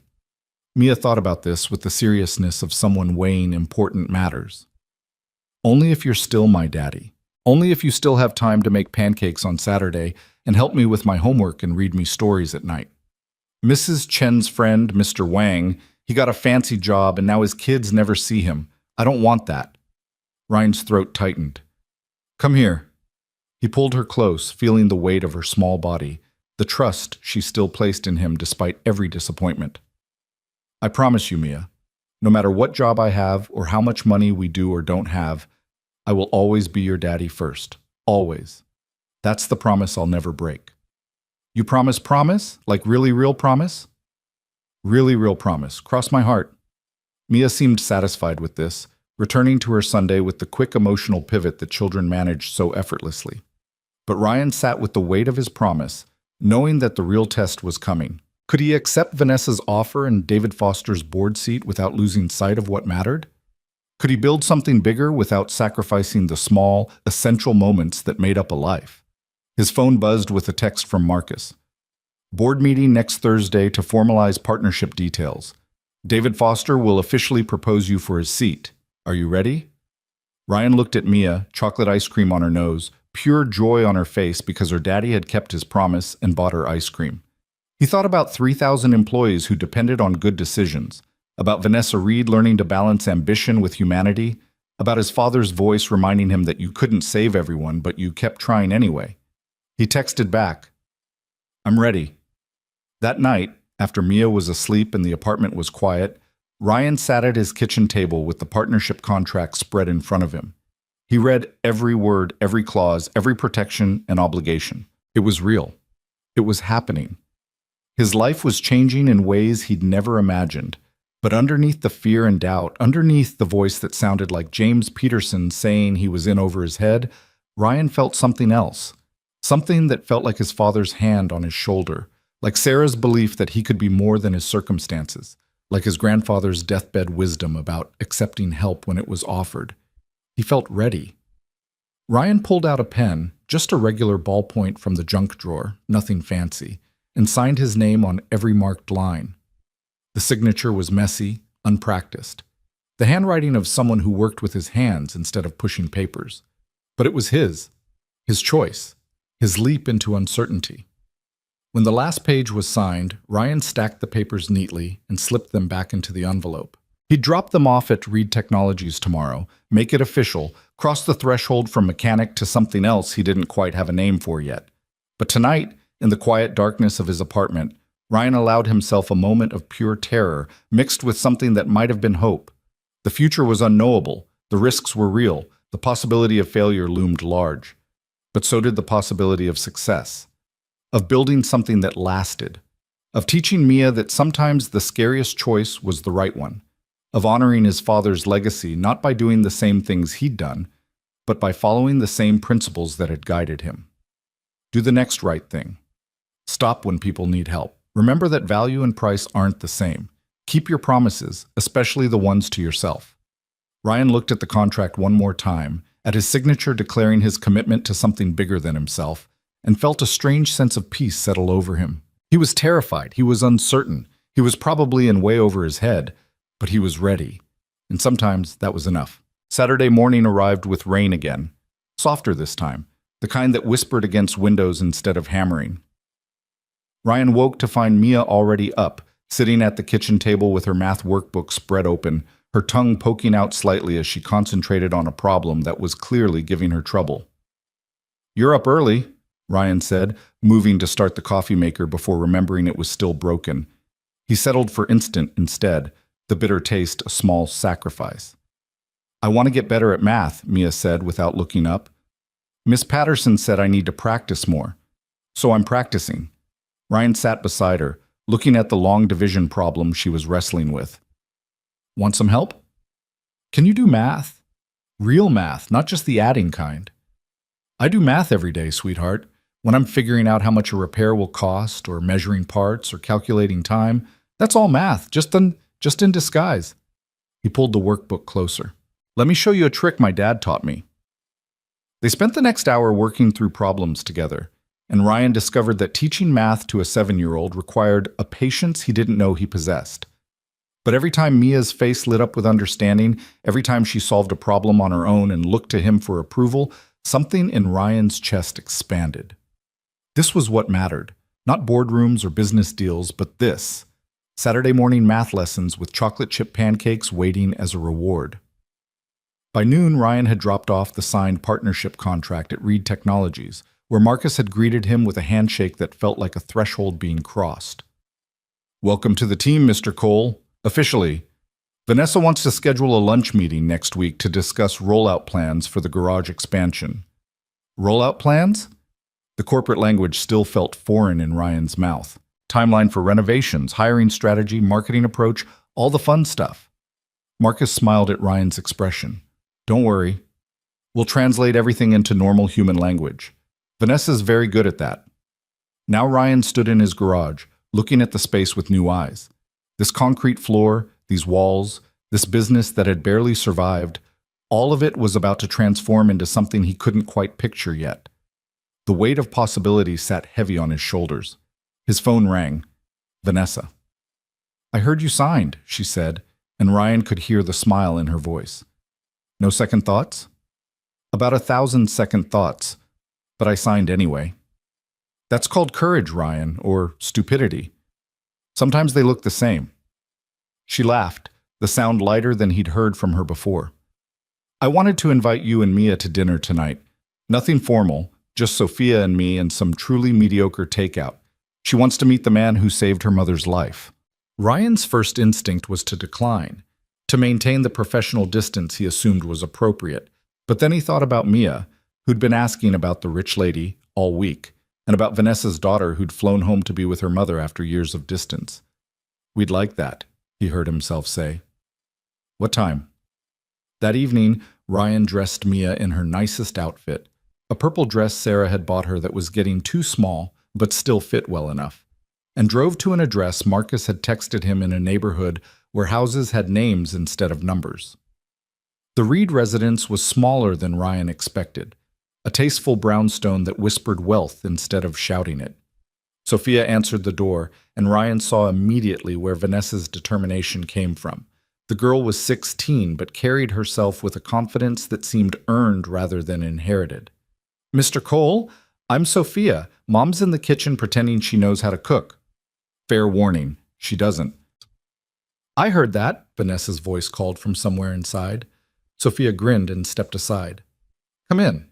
Is this Mia? Mom said you were 7. I was 7 once. It's a good age. Mia, normally shy around strangers, seemed charmed. You're really tall. You'll be tall too someday, possibly taller than me. The universe is full of possibilities. Sophia led them through a house that felt more like a home than Ryan had anticipated. Books scattered on tables, photographs covering the walls, the comfortable messiness of people actually living rather than just displaying wealth. Vanessa emerged from the kitchen wearing jeans and a sweater, her hair pulled back, looking more human than Ryan had ever seen her. I hope you like Thai food. I attempted to cook and Sophia staged an intervention, so we ordered in. Thai food is perfect, Ryan said, and meant it. Dinner was chaotic in the best way. Sophia and Mia hit it off immediately, the teenager showing the younger girl her phone and some game that involved animated cats, while Vanessa and Ryan sat across from each other and talked about everything except business. They talked about raising daughters alone, about the impossible balance of work and parenting, about the guilt that came with every choice that took you away from your child. The night before my surgery, Vanessa said quietly, while the girls were distracted, I was sitting in my office at 2 in the morning, preparing for that board meeting, and my phone rang. It was Sophia. She'd had a nightmare. Still gets them sometimes, and she wanted to talk to her mom. But I was so focused on the presentation that I told her I'd call her back in an hour. She stared at her plate. I never called back. I got so absorbed in work that I forgot. And the next morning, I collapsed. And all I could think while I was lying on that pavement was, what if those were the last words my daughter heard from me? I'll call you back. But they weren't, Ryan said. You got another chance. Because you stopped. Because you chose to help instead of walking past. Vanessa met his eyes. I've been thinking about that a lot. How many times I've walked past people who needed help because I was too busy, too focused on whatever seemed urgent. How many chances I've missed to be the kind of person I thought I was.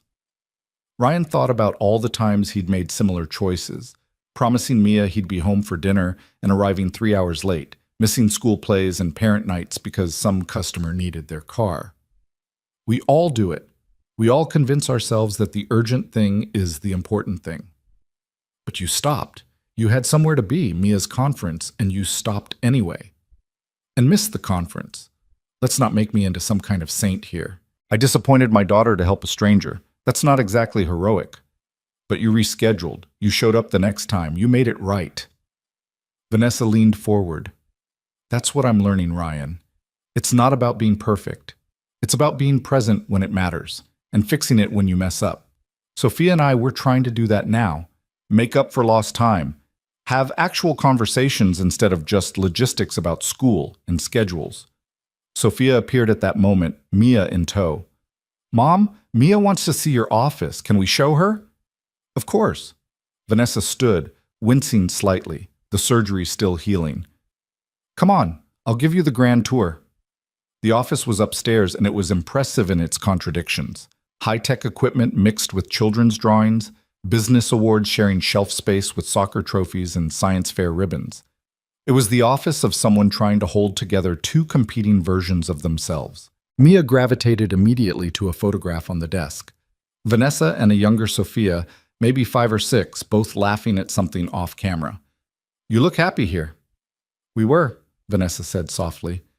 That was before I got so busy that I forgot how to stop and be happy. But we're working on it now, right, Soph?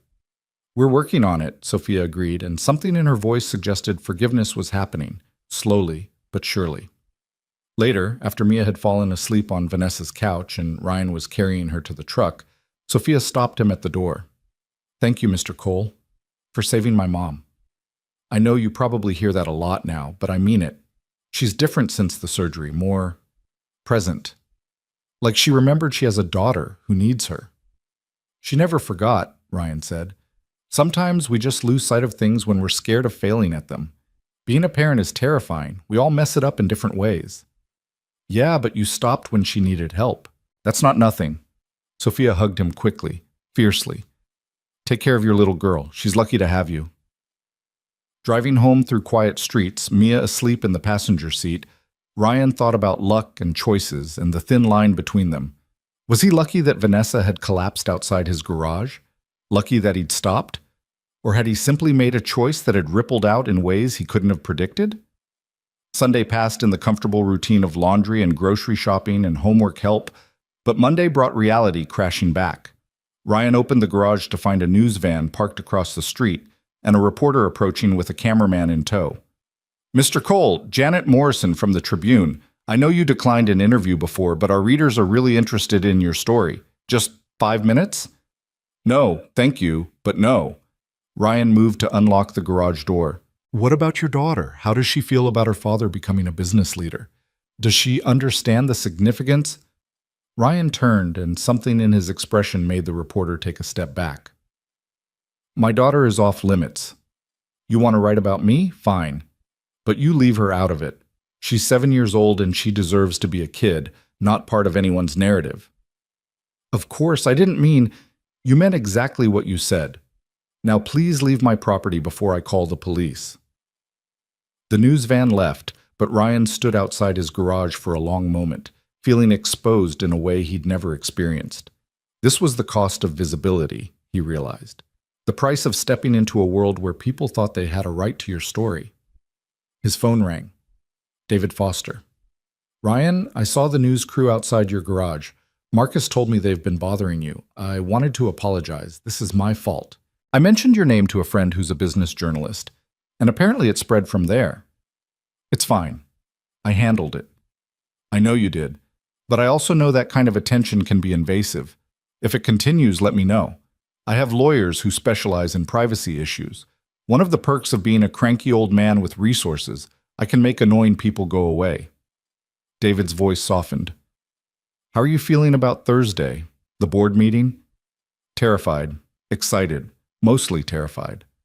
Good. That means you're taking it seriously. The ones who aren't scared are usually the ones who shouldn't be there.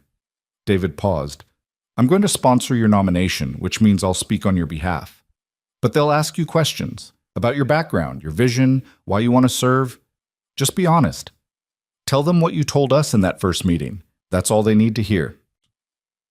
After the call, Ryan tried to focus on work, but his mind kept drifting to Thursday, to the questions he'd be asked, to all the ways he could fail spectacularly in front of people who actually knew what they were doing.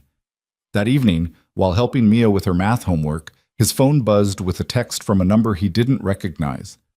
This is William Peterson. We should talk. I have information about Vanessa Reed's partnership that you should know before you commit further. Call me. Ryan stared at the message, feeling the weight of manipulation in every word. This was the test, he realized, the moment where doubt could take root if he let it. He could call Peterson, listen to whatever poison the man wanted to drip in his ear, second-guess every choice he'd made. Or he could trust the things he'd seen with his own eyes. Vanessa's determination to save her employees, her reconciliation with her daughter, her willingness to invest in a mechanic's garage, not because it made business sense, but because it was the right thing to do. Ryan deleted the message without responding. Daddy? Mia was watching him. Are you okay? Yeah, sweetheart. Just remembering something my dad used to say. What did he say? He said that when people try to make you doubt the good things in your life, it's usually because they can't have good things themselves. So they want you to be miserable like them. Mia considered this with her 7-year-old wisdom. That's sad for them. It is, but it doesn't have to be sad for us. Ryan pulled her close. Come on, let's finish these fractions. You're getting really good at them. Tuesday brought the Martinez family to pick up their minivan, and Mrs. Martinez cried when she saw the bill, half what any other shop would have charged. You're too kind, Mr. Cole. Too kind. How can we repay you? Just keep bringing me tamales at Christmas, Ryan said. Those are worth more than any payment. Mr. Martinez shook his hand firmly. My cousin, he owns a construction company.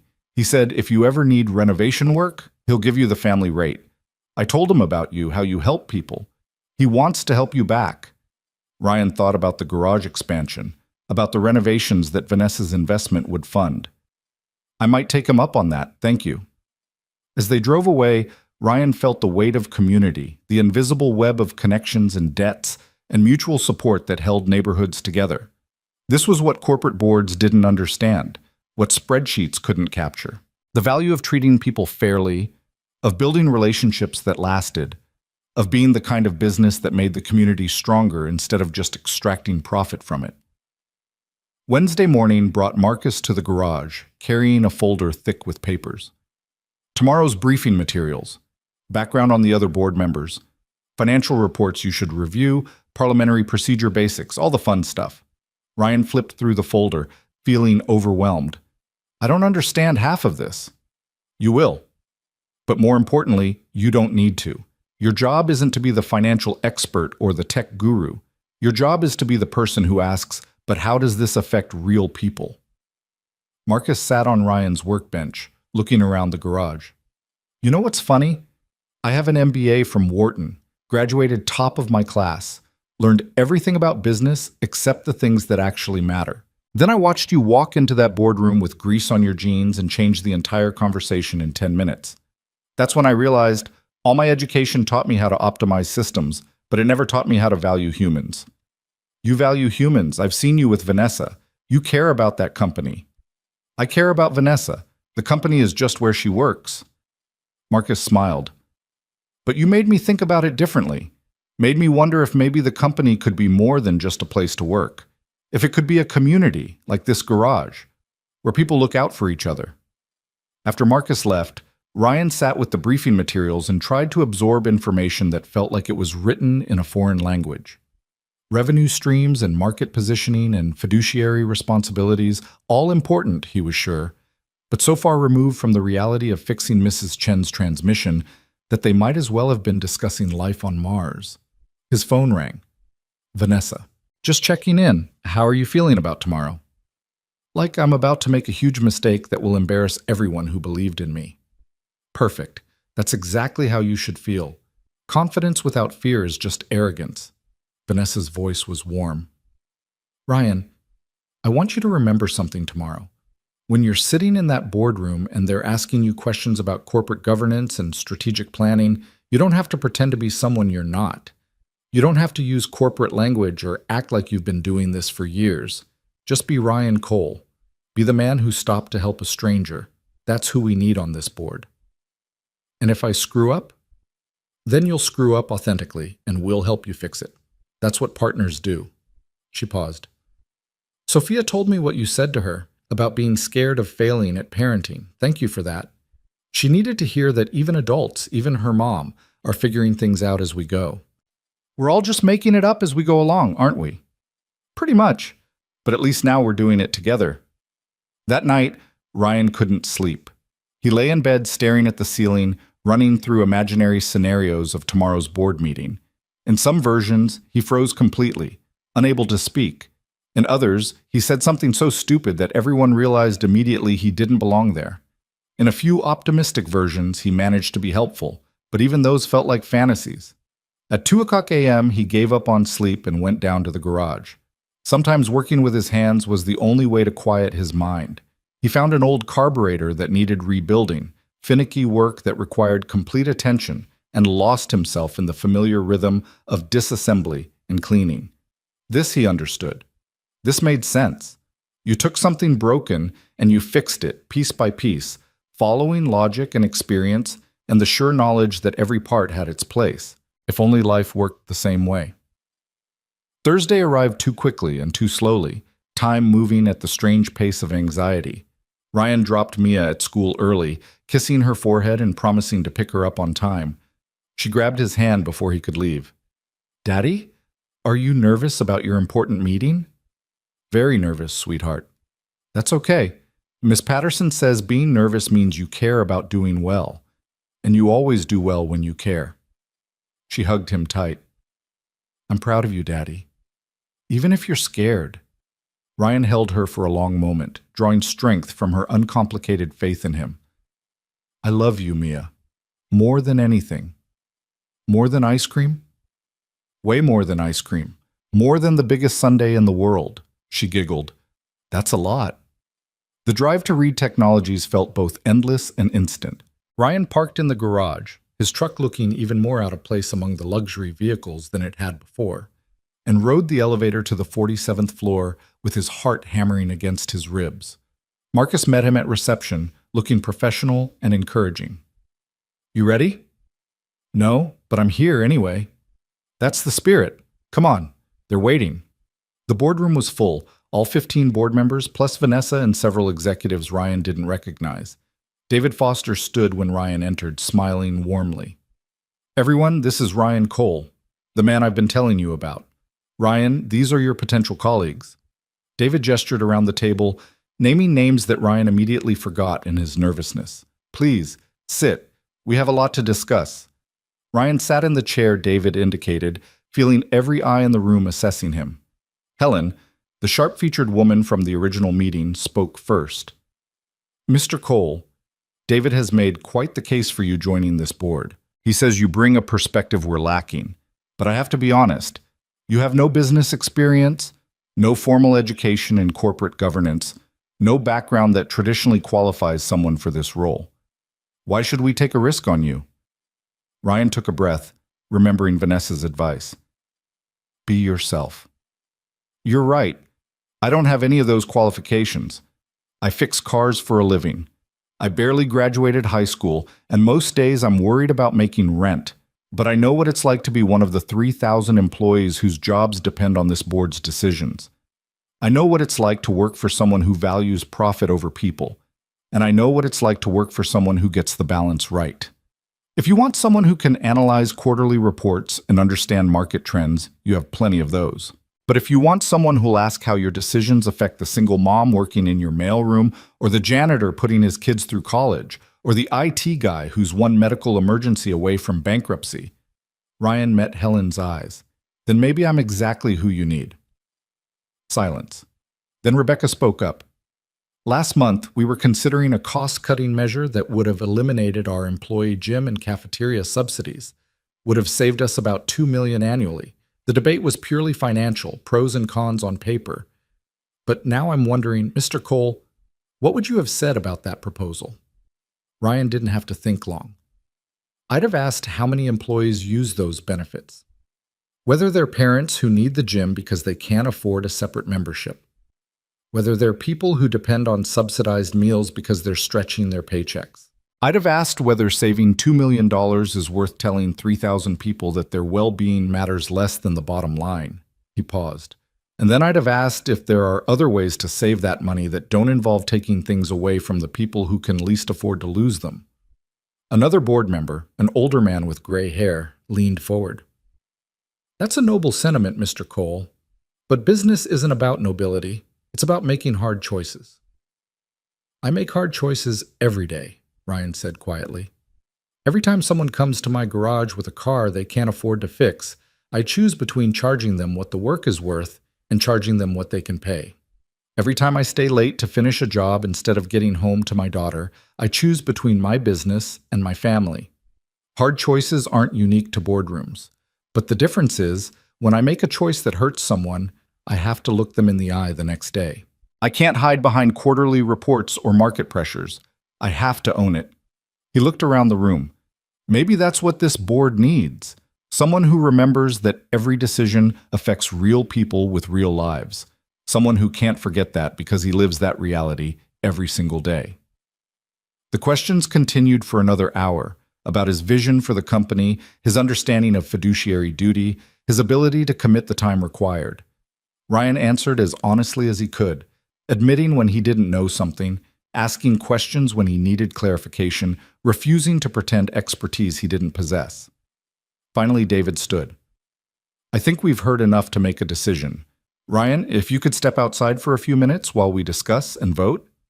Ryan found himself in the hallway, pacing like an expectant father, while inside the boardroom his future was being decided by people he'd just met. Marcus appeared with water and an encouraging smile, but didn't offer false optimism. Whatever happens, Marcus said, you did great in there. You were authentic. That matters. 15 minutes felt like hours. Then the door opened and David beckoned him back inside. Ryan walked in on shaking legs, trying to read the room's expression and finding nothing but professional neutrality. David waited until Ryan was seated before speaking. The board has voted on your nomination. The result was... He paused, and Ryan felt his heart stop. 11 in favor, 4 opposed. Welcome to the board, Mr. Cole. The room erupted in applause, and Ryan sat frozen, unable to process what had just happened. He was a board member, him, a mechanic with a struggling garage and $37 in the bank. He was going to help make decisions that affected thousands of lives. The terror of that responsibility crashed over him like a wave. Vanessa appeared at his side, smiling. Congratulations. You earned this. I have no idea what I'm doing, Ryan whispered. None of us do. We're all just figuring it out as we go. She squeezed his shoulder. But now you get to figure it out with us. Welcome to the team. The rest of the meeting passed in a blur. Paperwork to sign, schedules to coordinate, a crash course in board procedures that went over Ryan's head. But through it all, he kept coming back to one thought. He'd done it. He'd taken the risk. He'd said yes to possibility. Now came the hard part, living up to it. Ryan picked up Mia from school that afternoon with 15 minutes to spare, and the look of surprise on her face when she saw him waiting early made his chest ache with guilt and determination in equal measure. She ran to him with her backpack bouncing, her smile bright enough to chase away the lingering anxiety from the board meeting. You're early again. That's twice in 1 week. Getting to be a habit, Ryan said, lifting her up despite her protests that she was too old for that. How was your day? Good. I got 100 on my math quiz. Miss Patterson said I'm improving. Mia's pride was palpable. Did you have your important meeting, the one that made you nervous? I did. It went well. Does that mean you got the job? Ryan set her down, kneeling to her level. Yeah, sweetheart, I got the job. I'm going to be helping Ms. Reed and her company make good decisions. But that doesn't change anything between us. I'm still going to be here for you. Still going to help with homework and make pancakes and be your dad first. Always first. Mia threw her arms around his neck. I know, Daddy. You promised. And you keep your promises now. The weight of those words, you keep your promises now, settled over Ryan like both a benediction and a challenge. He was being given credit for 2 successful weeks, as if that erased 3 years of broken commitments. But maybe that was how trust rebuilt itself. One kept promise at a time until the pattern shifted from disappointment to reliability. They celebrated with burgers and milkshakes at Morrison's Diner, the same place his father used to take him after Little League games. Mia chattered about school and friends and a boy named Tommy who pulled her hair but she thought maybe liked her. And Ryan listened with the full attention of someone who'd learned that these moments were the ones that actually mattered. His phone buzzed with a text from Vanessa. First official board meeting is 2 weeks from today. Between now and then, I'd like you to shadow me for a few days. See how the company actually operates. Meet the people your decisions will affect. Are you available?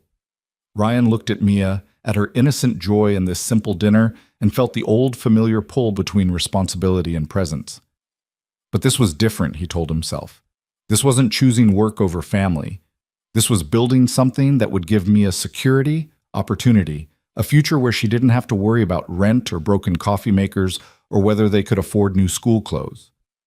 He texted back, I can do mornings, need to be available for school pickup and evenings. Will that work? The response came immediately. Perfect. That's exactly the kind of boundary setting we need more of. See you Monday at 8 a.m. That night, after Mia was asleep, Ryan sat at his kitchen table with a notebook and tried to wrap his mind around what his life had become. 3 weeks ago, his biggest concerns were fixing transmissions and making rent. Now he was a board member of a tech company and a partner in a business expansion that would transform his garage into something he barely recognized. The fear of losing himself in all this change sat heavy in his chest. What if James Peterson had been right?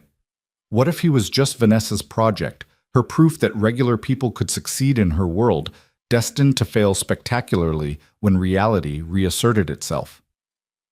Ryan's phone rang. David Foster. I hope I'm not calling too late. I wanted to check in, see how you're processing everything. Honestly, I'm terrified I'm going to let everyone down. Good. David's voice was warm with approval. The ones who aren't scared are usually the ones who fail. Fear means you understand the stakes. Now let me tell you something about being on a board. Your job isn't to have all the answers. It's to ask the right questions. To be the voice that says, wait, have we thought about this? To slow down the rush to decision-making long enough to consider consequences. That's it? Just ask questions? That's everything. Most disasters in business happen because everyone in the room is thinking the same way. You bring a different way of thinking. Use it. David paused. And Ryan, don't lose sight of who you are in the process. The moment you start trying to sound like everyone else in that boardroom is the moment you stop being valuable. Over the weekend, Ryan threw himself into work at the garage with renewed focus. He had the Martinez cousin, Luis, come by to assess renovation possibilities, and the burly contractor walked the space with a professional eye that saw potential where Ryan only saw limitations. You could expand into the lot next door, Luis suggested. It's been empty for 2 years. Owner might sell cheap. Add another 3 bays, a real customer waiting area, maybe a small office upstairs for your paperwork. He scribbled numbers on a pad. With your partner's investment and my family rate, you could have a first-class operation here.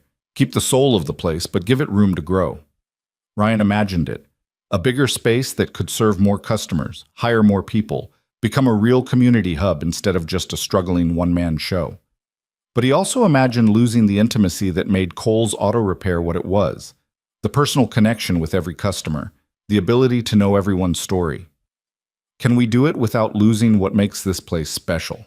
Ryan asked. Luis smiled. That's up to you, amigo. The building doesn't make a place special. The people do. You hire good people who share your values, you train them right, you treat them fair. That's what keeps the soul alive. He clapped Ryan on the shoulder. Think about it. Talk to your partner. But don't wait too long. Good opportunities don't stay available forever.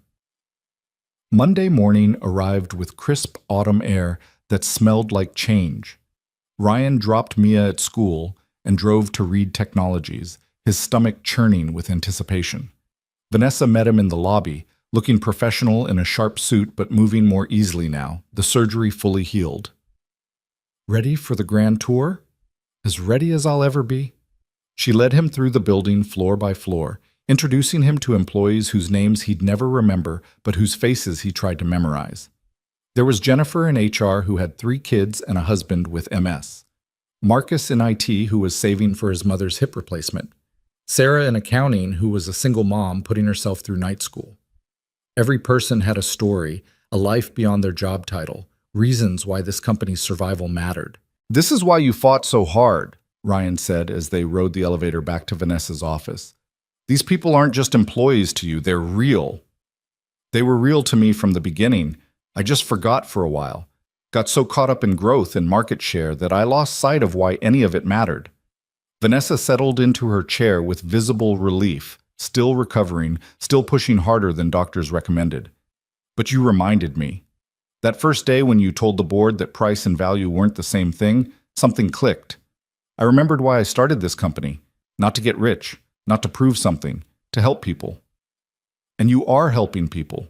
3,000 of them. For now. But tech moves fast, Ryan. Today's success is tomorrow's bankruptcy if you're not careful.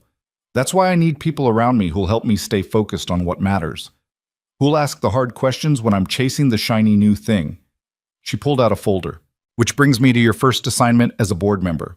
Ryan opened it to find financial projections and strategic plans that might as well have been written in hieroglyphics. I don't understand most of this. You're not supposed to, not yet. But I want you to read through it, and wherever you see something that makes you think, how does this affect regular people? Mark it.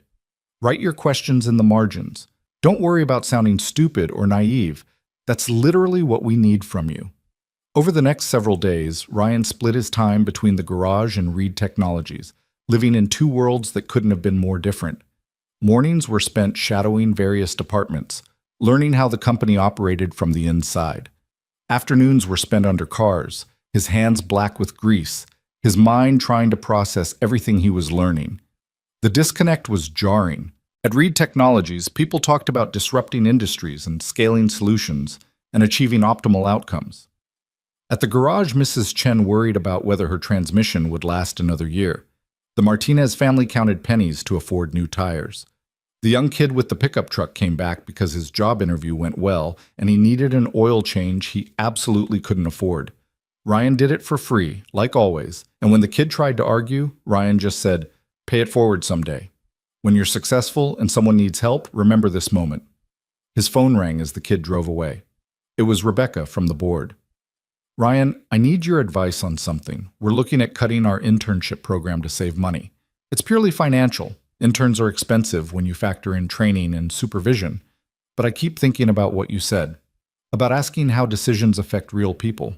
So I'm asking you, what would you want to know about this decision?" Ryan leaned against his workbench, thinking. "I'd want to know who these interns are. Are they kids from privileged backgrounds who'll be fine either way? Or are they first-generation college students who need this opportunity to break into the industry? I'd want to know what happens to them if the program disappears. Do they have other options, or is this their only shot? Most of them are from underprivileged backgrounds. We specifically recruit from community colleges and state schools. For a lot of them, this is their entry point into tech careers. Then I'd ask if there are other ways to save that money. Ways that don't involve closing a door that might be the only one some kids can walk through." Rebecca was quiet for a moment. "That's what I thought you'd say. Thank you. I'm going to push back on this proposal. We'll find the savings somewhere else." After she hung up, Ryan stood in his garage and felt the weight of responsibility settle more firmly on his shoulders. He'd just influenced a decision that would affect dozens of young people he'd never meet. That kind of power was terrifying and humbling in equal measure. The weeks blurred together in a strange new rhythm. Ryan's mornings belonged to Reed Technologies, board meetings and strategy sessions and endless learning curves. His afternoons belonged to the garage, where he was finalizing plans with Luis for the expansion. His evenings belonged to Mia, sacred time that he guarded fiercely despite the growing demands on his attention. The garage renovation began on a Monday in late October. Luis and his crew arrived at dawn, and Ryan stood watching them mark out new walls and expanded bays with a mix of excitement and grief. This building had been his father's, his grandfather's. Changing it felt like erasing their memory even as it honored their legacy. "You okay, boss?" Luis asked, noticing Ryan's expression. "Just thinking about my dad, wondering what he'd say about all this. He'd probably say the same thing my father told me when I took over his construction business. Don't preserve it like a museum. Make it better. That's how you honor the people who came before, by building on what they started." Luis squeezed Ryan's shoulder. "Your father taught you to help people. Now you're just helping more of them. That's not betraying his memory. That's fulfilling it." Ryan worked alongside the construction crew whenever he could, his hands remembering the satisfaction of physical labor even as his mind grappled with corporate complexities. There was something grounding about hammering nails and lifting beams, something real that balanced out the abstract nature of board meetings and strategic planning. Mia loved the construction chaos. She'd come by after school and wear a tiny hard hat Luis had bought her, watching the progress with 7-year-old wonder. "It's getting so big, Daddy. Are we going to have lots of people working here?" "Maybe someday. Would you like that?" "Only if they're nice like you, if they help people even when it's hard." Ryan made that his hiring criteria when the time came. He interviewed mechanics from all over the city, looking for technical skill but prioritizing character. He hired Tommy Chen, Mrs. Chen's nephew, who just graduated from vocational school and needed his first real job.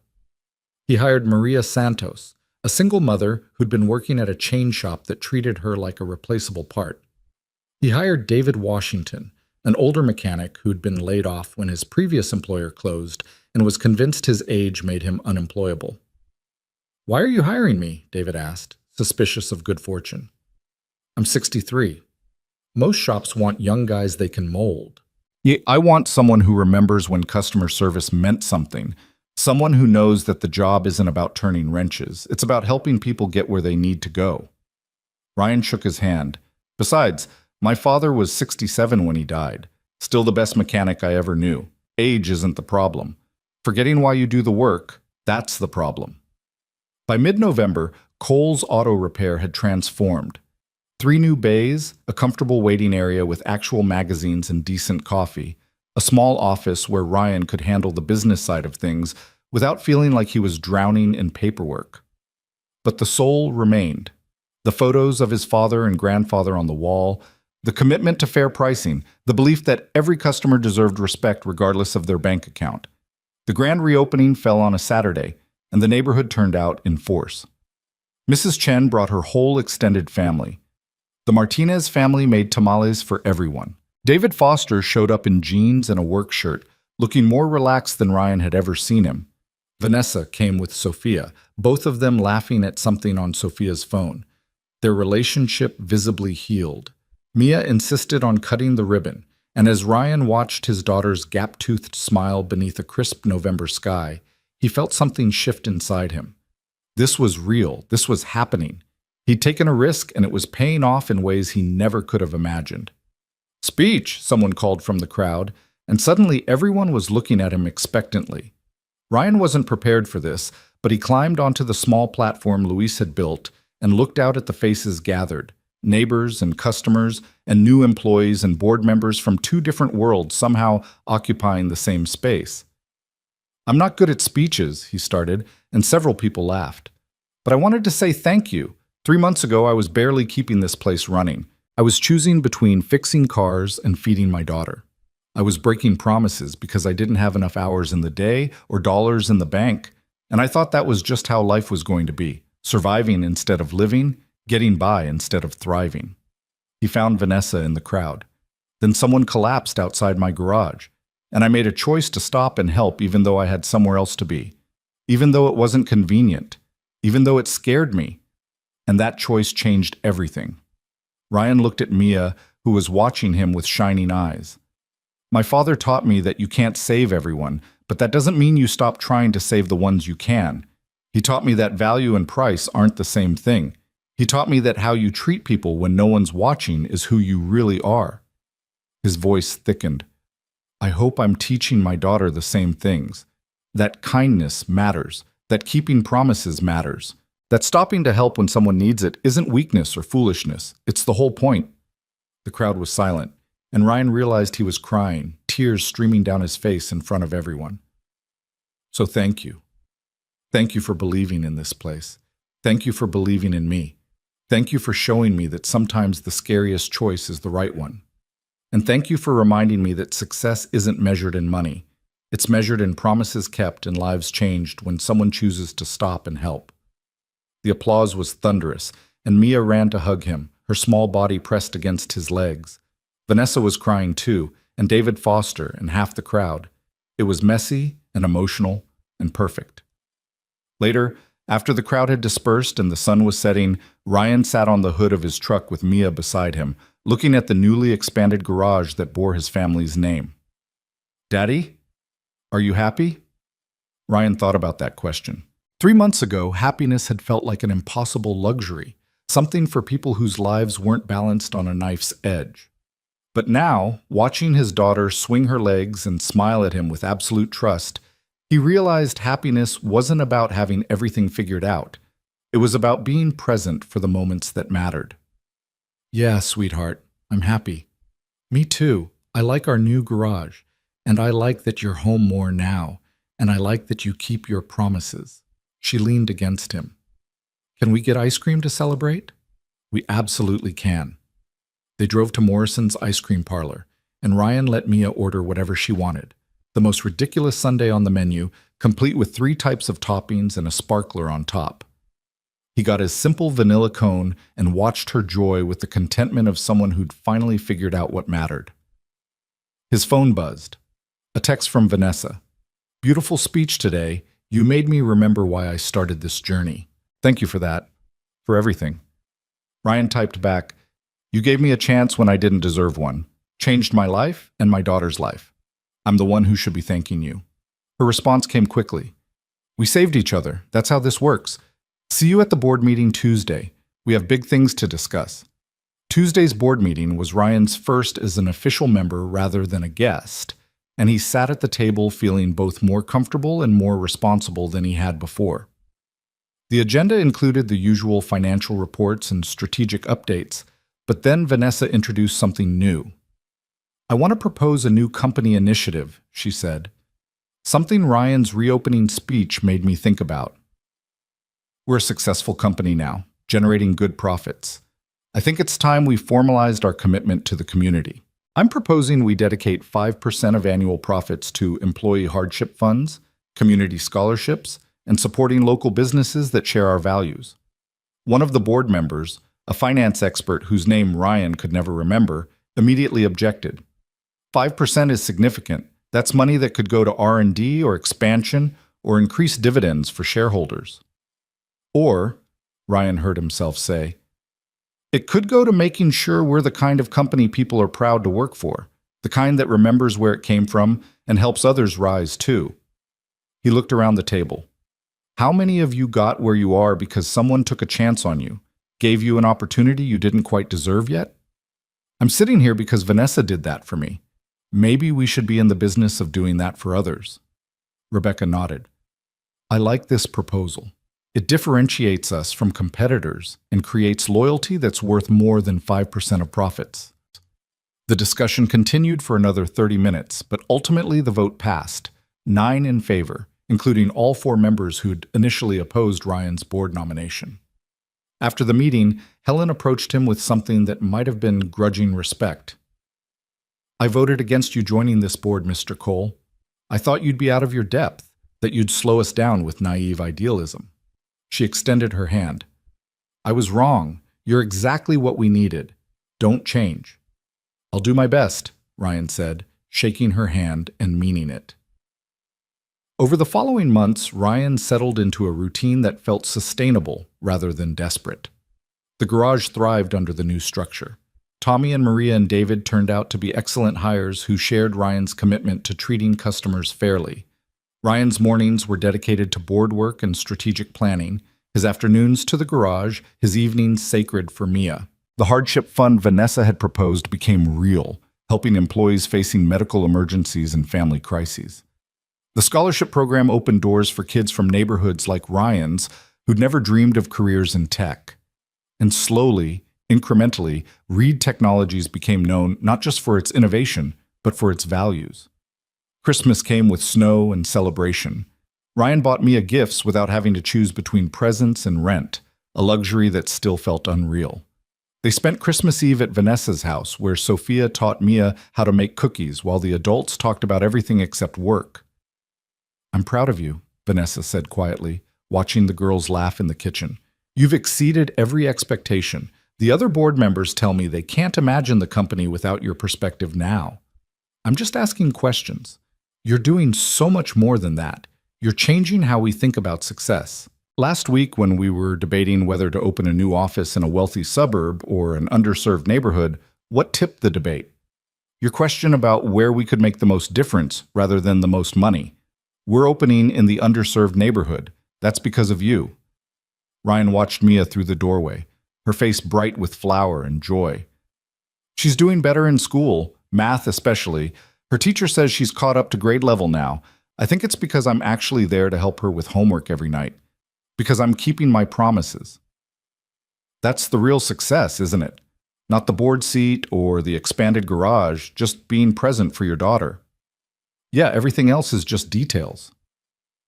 New Year's Eve arrived with the promise of fresh beginnings. Ryan closed the garage early and took Mia to the neighborhood celebration, a modest affair with hot chocolate and sparklers and a countdown led by Mrs. Chen with enthusiastic but off-key exuberance.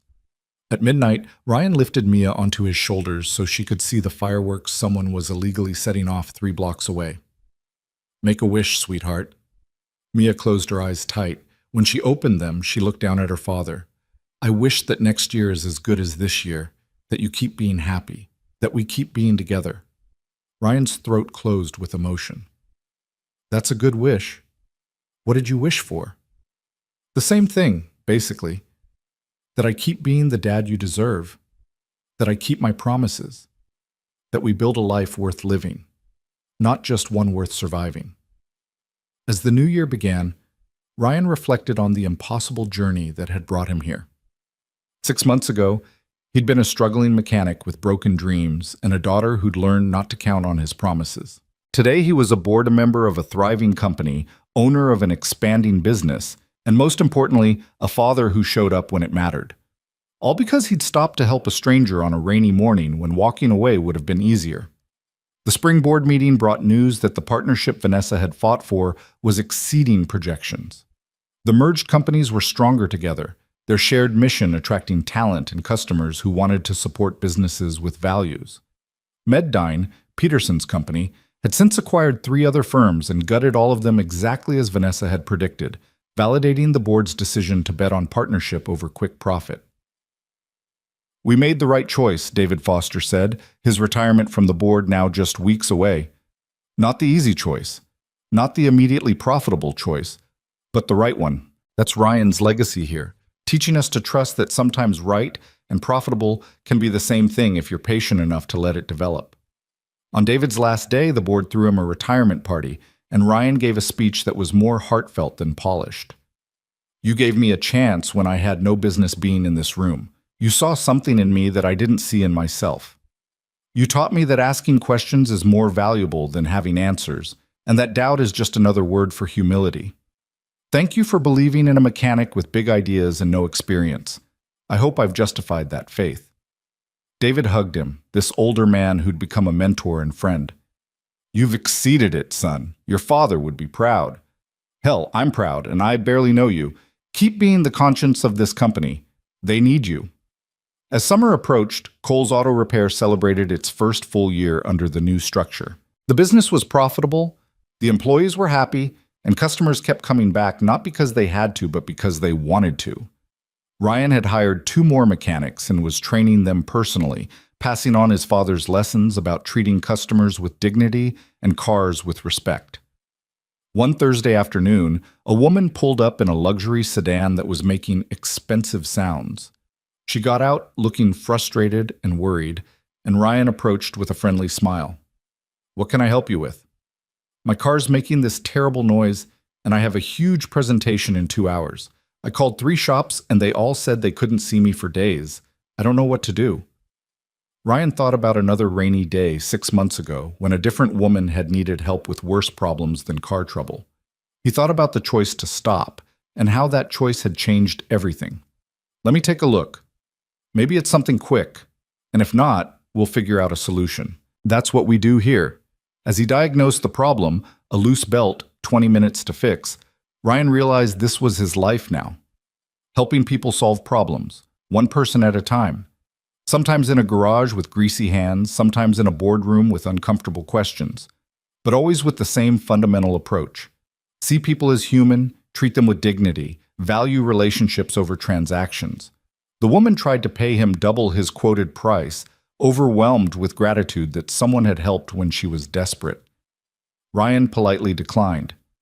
"Just pay it forward. When someone needs help and you're in a position to give it, remember this moment. That's payment enough." After she left, Ryan stood in his garage and looked around at everything he'd built, or rather, everything that had been built through him when he'd been brave enough to say yes to possibility. The success wasn't his alone. It was Vanessa's for taking a risk on a stranger, David's for nominating him despite his lack of qualifications, Marcus's for believing that sometimes the best expertise is lived experience, his employees for sharing his vision of business as service rather than pure profit, but mostly, it was his father's. Every lesson about stopping to help, every reminder that value and price weren't the same, every moment of teaching Ryan that how you treat people when no one's watching defines who you really are, all of it had led to this moment. Mia arrived after school, now 8 years old and growing too fast, her math skills solid and her confidence blooming. "Daddy, guess what? I got picked for the advanced reading group." Ryan scooped her up despite her protests that she was too big for that now. "That's amazing, sweetheart. We're celebrating. Ice cream? Can Sophia come? She texted that she's home from school this weekend." Ryan called Vanessa, who immediately agreed to bring Sophia. They met at Morrison's, this unlikely family formed through crisis and choice, and the decision to keep showing up for each other. Sophia was 17 now and talking about colleges, considering schools that specialized in social work because she'd seen how her mother's company had changed when it started prioritizing people over profit. "I want to do something that matters," Sophia explained over her sundae. "Something that helps people like Mr. Cole helped my mom, like she helped him back. I want to be part of that cycle." Vanessa's eyes glistened with proud tears. "When did you get so wise?" "I had good examples, Sophia smiled at Ryan. "You taught me that success isn't about money, it's about the lives you touch, the promises you keep, the people you help when you could walk away." Later, driving home with Mia asleep in the passenger seat, Ryan thought about the question he'd asked himself 6 months ago. What kind of man was he becoming? Was he losing himself in corporate politics and quarterly earnings reports? The answer, he realized, was no. He'd found himself. He discovered that the skills that made him a good mechanic, attention to detail, problem solving, treating people with respect, were the same skills that made him a good board member. That his father's lessons about helping people weren't just quaint small business philosophy, but fundamental truths about how any organization should operate. The garage and the boardroom weren't competing worlds. They were complementary ones. Both required seeing people as humans rather than resources. Both demanded integrity when no one was watching. Both needed someone willing to ask the hard questions and make the hard choices. As Ryan pulled into his parking spot behind the garage, his legacy, his father's dream expanded but not betrayed, he felt a sense of peace that had eluded him for 3 years. Since Sarah died, he'd been surviving, just barely keeping his head above water. But now he was living, building, growing, becoming the father Mia deserved and the man his father had raised him to be. His phone buzzed with a text from David Foster. "Saw the quarterly reports. The company is thriving. Your influence is everywhere in their decisions now. Your father would be proud." "I certainly am." Ryan climbed the stairs to his apartment, where tomorrow he'd make pancakes for Mia and help her with her weekend homework, where he'd review board materials for next week's meeting and plan the garage's schedule, where he'd live the beautiful, complicated, impossible life that had started with one simple choice on a rainy morning: the choice to stop when someone needed help, the choice to say yes when opportunity knocked unexpectedly, the choice to believe that sometimes the scariest path was the right one. As Ryan checked on Mia one last time, her face peaceful in sleep, her dark curls spread across the pillow just like Sarah's used to be, he whispered a promise into the darkness. I'm going to keep showing up, keep trying, keep being present for the moments that matter. That's what success really means. Not money or power or prestige, just being there, just keeping promises, just stopping to help when someone needs it. Somewhere, he imagined his father smiling. Imagined Sarah proud of the man he was becoming. Imagined all the people whose lives had been touched by that one choice to stop. 3,000 employees with secure jobs, Vanessa and Sophia's relationship healed, his own daughter learning that promises could be kept and dreams could be real. And Ryan Cole, the single dad mechanic who'd taken a millionaire to the hospital and changed both their lives, finally understood what his father had tried to teach him all those years ago. You can't save everyone. But that doesn't mean you stop trying to save the ones you can, because sometimes, in the process of saving someone else, you save yourself too. And sometimes, just sometimes, one moment of choosing kindness over convenience, courage over fear, people over profit, sometimes that one moment changes everything. Ryan turned off the light and settled into bed, ready for whatever tomorrow brought, ready to keep his promises, ready to stop whenever someone needed help, ready to live instead of just survive, ready for all the moments that would matter. Because he finally understood. This was what it meant to have a life worth living. Not perfect, not easy, but real, present, true. And that, Ryan thought, as sleep claimed him, was worth more than all the money in the world.